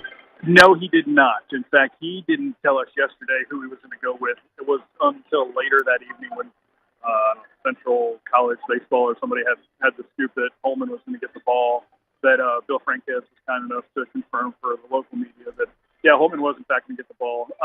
So, you've got some options, right? Holman, Jump, Javen Coleman, and, of course, Thatcher Hurd. What do you decide to do with that? I asked Jay yesterday. You can find that on my Twitter machine as well. Hey, Twitter world. Musso's not here. He's there. He's there in Houston with you. Gotcha, okay. Just as far as did he feel the need to set up his rotation now for the SECs in a couple of days? He said yes, and then he said no. Obviously he loves to look at it as a 56-game playoff. That's what he reiterated. But but the idea of it is coming, right? And then, like, they do need to get something set up. But here's the one thing, that I think they have a lot of options in that regard. And, he's quick to point out that, Ty Floyd wasn't even pitching in the starting rotation, 2 weeks into the season last year. So it's obviously an evolution with Jay, but I think he has a lot more options and therefore could maybe be a little bit more flexible with the direction that he wants to go and kind of start this thing going. He's on Twitter at Cauble. Michael Cobble's with us here. Yeah, Doug Thompson was here yesterday. And I mean, Doug's with the team and calling the game, and he kind of let it out the cat out of the bag that they were leaning toward Gage jump, and that was yesterday at 4:00. And so clearly something happened there with Jay and the decision he made to go with Holman in that instance. So we'll see ultimately what they do. What's it been like, Cobbs, there since Wednesday? We know they played Rice. What was yesterday and today been like for the team? Just practices. They're staying at the Four Seasons, so they have a super sweet setup here downtown. Yeah, right. It's not a bad thing to be an LSU baseball player. So just they love it. I talked to Jay a little bit last night. He had a little recruiting deal that he was doing, trying to do a little bit of fundraising as well in the Houston area. It's just such a huge, area for LSU and all fronts, recruiting, fundraising, all of it. It's just, and it's great. He talked about having 2 recruits from the city coming to next year's team, and they got them. He feels that they got them when they played in the Classic here 2 years ago. So just a big reason, for them to always try to get on one of these things. It's a great field, as you can, guess, with Texas, Vanderbilt, and some local teams here in the Houston, Texas area as well. What just happened in the game? So they called the runner out at second. There was kind of a push-off that, he was trying to push the defender off of him kind of thing, a little testy, Corbin's out there complaining like he likes to do. So slowing this thing down a little bit, but we got a runner, Vandy with a runner on first and 2 outs. Would have been 2 on, 2 outs, but eventually it's probably been a 10-minute stop at play right now that we're moving on to. So. All right. The natives are getting restless. All right. Anything else of note? I expect to see Gage jump tomorrow. And it'll just be interesting to see how they work Thatcher back into this thing. I think that's going to be the most interesting thing. Not a lot of wind. It is blowing out, I guess, if there is any wind. It looks like they're going to leave the roof open all night, so I don't see why they wouldn't. It's a beautiful night here in Texas. All right.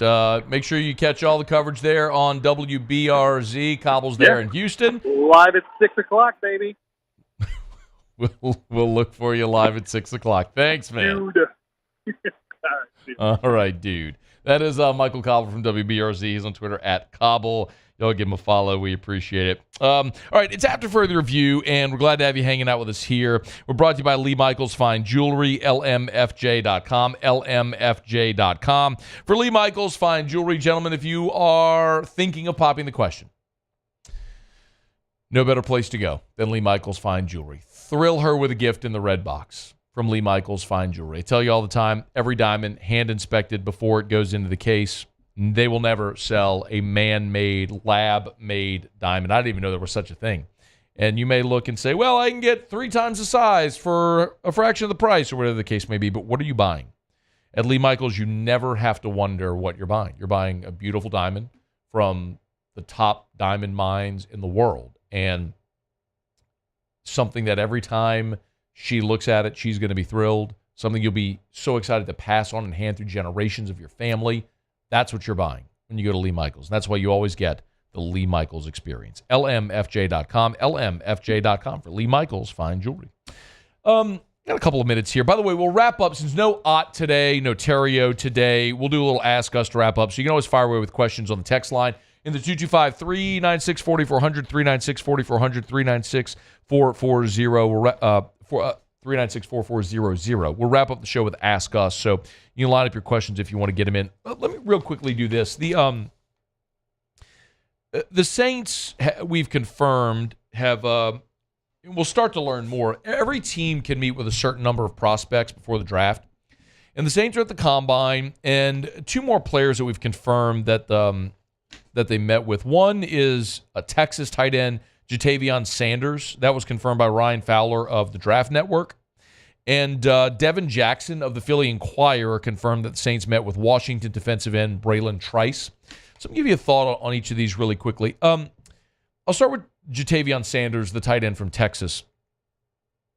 Mel Kiper, if you go look at his position rankings, he has Brock Bowers number 1 and Jatavion Sanders number 2 among tight ends. Tight end is an interesting spot for the Saints because, look, they paid Juwan Johnson last offseason, and he didn't have a great year. And now he's in the second year of that deal. And you went and signed Foster Moreau in free agency, and he didn't have a great year. Juwan Johnson's deal voids after this season in 2024.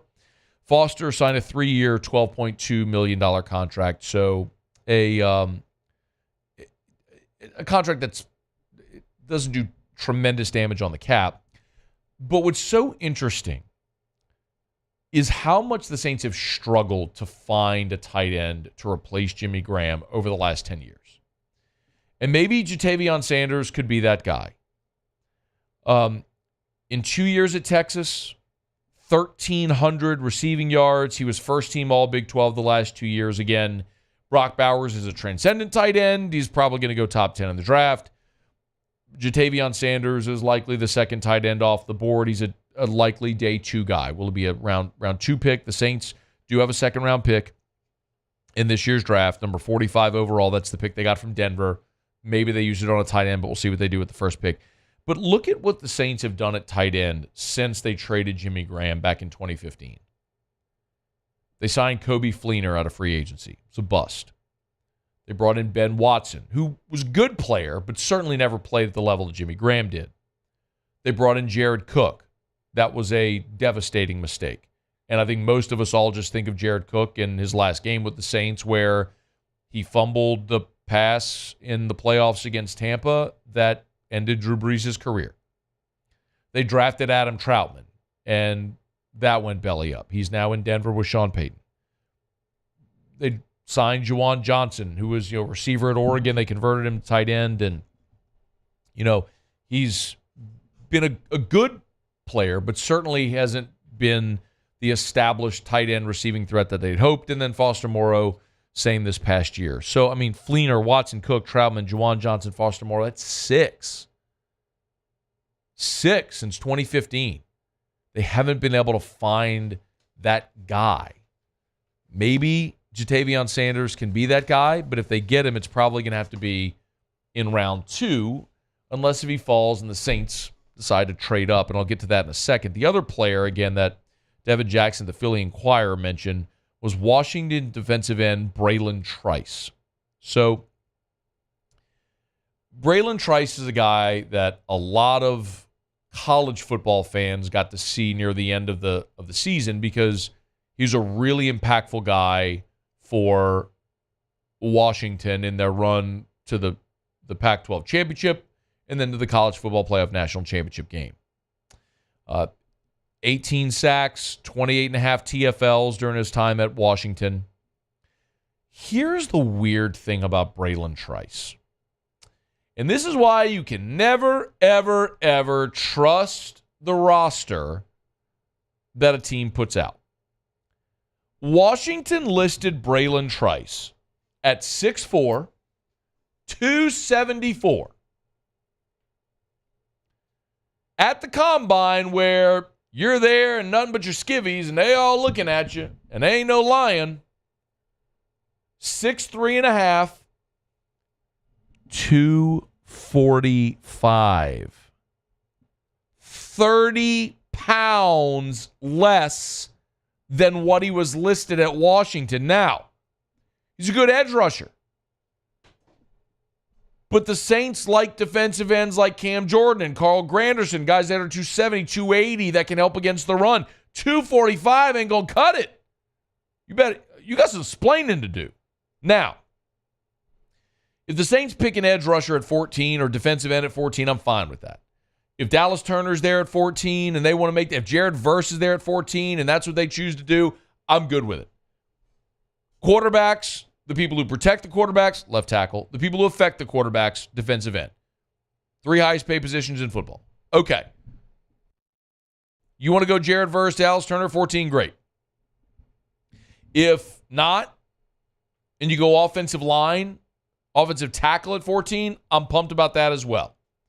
Which means when you pick at 45, that's Denver's pick, I think you got to get the other one. And if you go offensive tackle at 14, maybe at 45 you're looking for a defensive end, and that could be Braylon Trice, and that could make a lot of sense. Here's the other thing to file away. We know the Saints have the 14th pick, and we know they got the 45th pick. The problem is, because of all their draft shenanigans every year, they don't pick again until round 5. But when you look at round 5 with compensatory picks, their picks, all that sort of stuff, the Saints have 4 fifth-round picks. You and I both know good and gosh darn well the Saints ain't picking 4 players in round 5, and they sure as hell ain't going to sit from round 2 to round 5 and let the draft pass them by. They going to get aggressive. They going to package picks. They going to move up. They going to trade up. It's what they do every year, and it's no surprise. I ain't breaking any news here. I'm just telling you what they're going to do, and you know it, and I know it as well. They're going to take them 4 fifth-round picks, package them together, and move up to get someone they like. These are a couple names. Day 2 of the draft. Keep an eye on that they might be interested in. 2 guys the Saints met with at the Combine. Tight end Jatavion Sanders and defensive end Braylon Trice. Positions of need for the Saints. Players of interest for the Saints at those positions. We'll keep an eye on it. Okay, it's after further review. We'll knock out our final break of the show. We'll come back and wrap it up next here on a Friday edition of AFR. AFR. Okay, y'all, LSU baseball this weekend over in Houston. If you don't have streaming TV where you can get YouTube, if you don't have the Space City whatever channel, you want a place to watch, or you just want a better place to watch, go to Pluckers. They'll have all 3 games that LSU plays in all weekend at both Pluckers locations. Nicholson just south of campus, Bluebonnet right in front of the Mall of Louisiana. As we speak, I'm watching LSU gymnastics. Sierra Ballard's on the beam right now. Maybe you're at the gym meet and you're listening to us. Thank you. When you're done at the gym meet, go to Pluckers, eat some dinner, and watch the baseball Tigers. Or maybe you're knocking off of work. Go to Pluckers right now, watch the gym meet, stay, watch the baseball game. Make it a weekend over at Pluckers. Nicholson, just south of campus. Bluebonnet right in front of the Mall of Louisiana.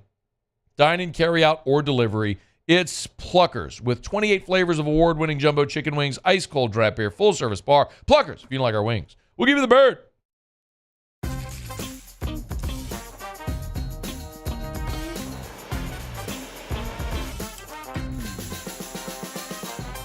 The best kept secret in town is out. Discover Tallulah at the Renaissance Hotel on Bluebonnet.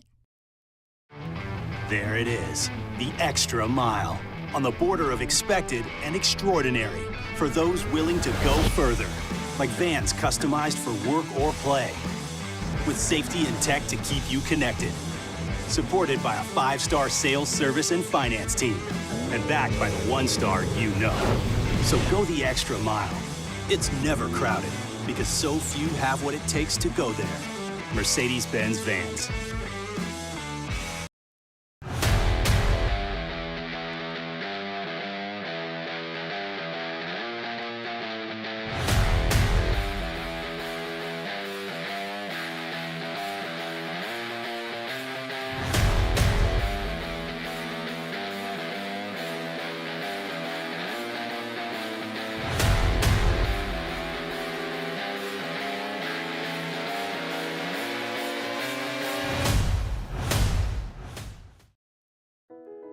I've been doing business with Luba for 25 years. They're dependable, trustworthy. It's just the attention to detail with our clients. Our folks have years and years of experience. They're highly trained professionals, but many companies have that asset. What I'd like to think makes Luba a bit different is that we use those talents in a way that truly is dedicated to serving the needs of the folks who depend on us. Electricity is all around us, and our families depend on it. Every day is sparked by the power of a cold drink or a warm meal, a movie night, and a comforting light at the end of a dark hallway. From sunrise to sunset, playtime to bedtime, our team is ready to take care of your electrical needs. Even in the case of an after-hours emergency, the light in your life shines brighter with Mr. Electric. Hey, it's Matt Moscona. For years, you've heard me tell you about Insurance Network of Louisiana, helping you find better coverage for less money. But it's not just for your home and auto. They also offer commercial property. So retail stores, professional offices like doctors, dentists, attorneys, clothing boutiques. Insurance Network of Louisiana can find you better coverage for less money. They service the entire state of Louisiana, and they're local. So call today at 293-0450 or lainsurance.net. At Relief Windows, we're more than windows. We're windows, doors, hardy plank, and vinyl siding. But our number one product is always customer satisfaction.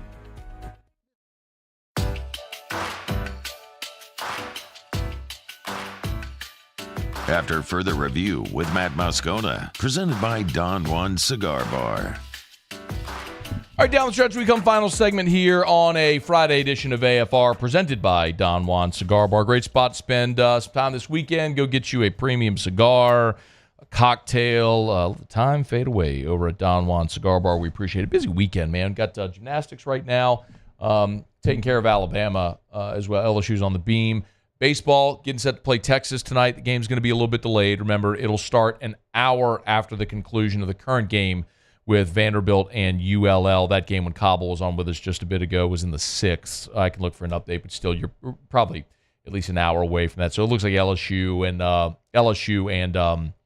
and Texas probably going to be delayed by about an hour. But great opportunity tonight for the Tigers. They'll play the Cajuns tomorrow, and then they'll play Texas State on Sunday. Busy weekend. Of course, LSU basketball will play tomorrow at 2:30 against Vanderbilt. Good opportunity for the Tigers to get to their 8th conference win and keep pushing toward a postseason destination. If you missed anything, we get to ask us here in just a quick second. So if you got any questions about anything, you ask me, Grant, Paulie. Muse is over in Houston for the baseball this weekend, so appreciate Grant for filling in. So if you got any questions, you can fire away, email us, tweet us, or text us in the 225-396-4400, 396-4400, 396-4400. Pete Fiutak, College Football News, was here in Hour 1. Ben McDonald talked some LSU baseball with us in Hour 2. Blake Lovell did a great job from Southeastern 14 previewing the basketball weekend ahead. And we just had Cauble over from Minute Maid. You missed anything? AFR On Demand, presented by Breck Golf. Book your tee time at golf.breck.org, golf.breck.org. All right, let's get some Ask Us, if you would. You can fire away. First one from Dennis Payne. That's not the Ask Us bet. It doesn't matter. You can roll with it. We don't really have an Ask Us bet, I don't think. We normally do the Green Onions bet with Terrio because it's Ask Ryan. That's what we do. It's good, Grant. Just roll with it. You're good. Dennis Payne said, does Brian Thomas Jr. get picked by the Saints at 14, or do they pass and go for a defensive player? Paulie, Saints fan, who do you want the Saints to take at 14? Player or position? Offensive line. Me too. Grant, player or position? I wouldn't mind D-end, honestly. Are you a Saints fan? Yes. Where are you I'm a Saints fan. Where are you from? I'm from Houston, but I've lived in Louisiana since I was 2. Got it. I'm with Paulie. I'm hoping that Fashanu from Penn State is on the board. That'd be a dream scenario. Get your offensive tackle at 14. I mean, do we really want to see another year where Andres Peach are left tackle and you're figuring out what to do with Trevor Penning? Like, go give me a tackle. But I think Brian Thomas has an awesome opportunity this weekend. If the Saints do pick Brian Thomas at 14, I'd be pumped. They need help in so many spots. There'd be a great player. I'd love to see him pick Brian Thomas. Chase Smith said, what's Otter's picks tonight? Go listen to the Live at Lunch podcast. He gives all the picks for the weekend. Go, favorite podcast app, search Live at Lunch. Go to the very end of the show. Otter wraps up the show by giving you his picks. I don't know what they are for today. Eric Gotro, ask us which LSU team has the best looking uniforms. Best looking uniforms. Baseball. Football. You both spoke at the same time. Grant, what? Go. Baseball. Paulie. Football. Football if you're going with the traditional gold, white, gold. Traditional, yeah. Don't give me any of those stupid alternate uniforms. But baseball with the piping, great. Eric also said, ask us favorite dish for Lent. Crawfish. Give me boiled crawfish. A mess of boiled crawfish and a whole bunch of beer. Just take catfish. You two are ridiculous. Like, can someone decide who's going to talk first? Paulie, you go. Give me some catfish. Catfish. Take some fried catfish as well. Greg Lehman, ask Matt, what's the vision for the future of the station? Will there ever be a day where you pull back from your daily show, manage more of the day-to-day of the company? No, absolutely not. I would quit doing PD job before I would quit AFR. I'm going to be here until I die. Like, they're going to, like, I might die on air at 107 years old. So for all of you that hate me, you're screwed. I'm not going anywhere. Like, I've spent the majority of my professional life here doing this. So no shot that I leave the on-air side for the management side. Like 0% chance of that happening. And as long as they want me to keep doing the management side of stuff, sure, that's good too. Why did you fade that down? Or do you have our final 30-second music? We have music like our outro music. Do you have that? Okay, no worries, Grant. Muso didn't do his job. Paul, Muso didn't tell Grant what to do. I know you're stunned by that, right? Shocker. I know, total shocker. All right, thanks, guys. Y'all have a great weekend. We'll see you Monday through. AFR. Gulf Coast Bank and Trust is giving our customers the power to bank anywhere, anytime during this challenging event. And we're right there with you. Our mobile banking app is a smart way to manage your money and time. Gulf Coast Bank and Trust, the bank that cares about you. Breck teamed up to reimagine your parks, and you imagined big. With your help, we went to work, creating 12 beautiful community parks across the parish. A family-sized water park, miles and miles of trails, and parks just for your dogs. There are more places to splash, to explore, to run wild, and even soar. You imagined, we delivered. Gold. Breck, your #1 park system in the nation.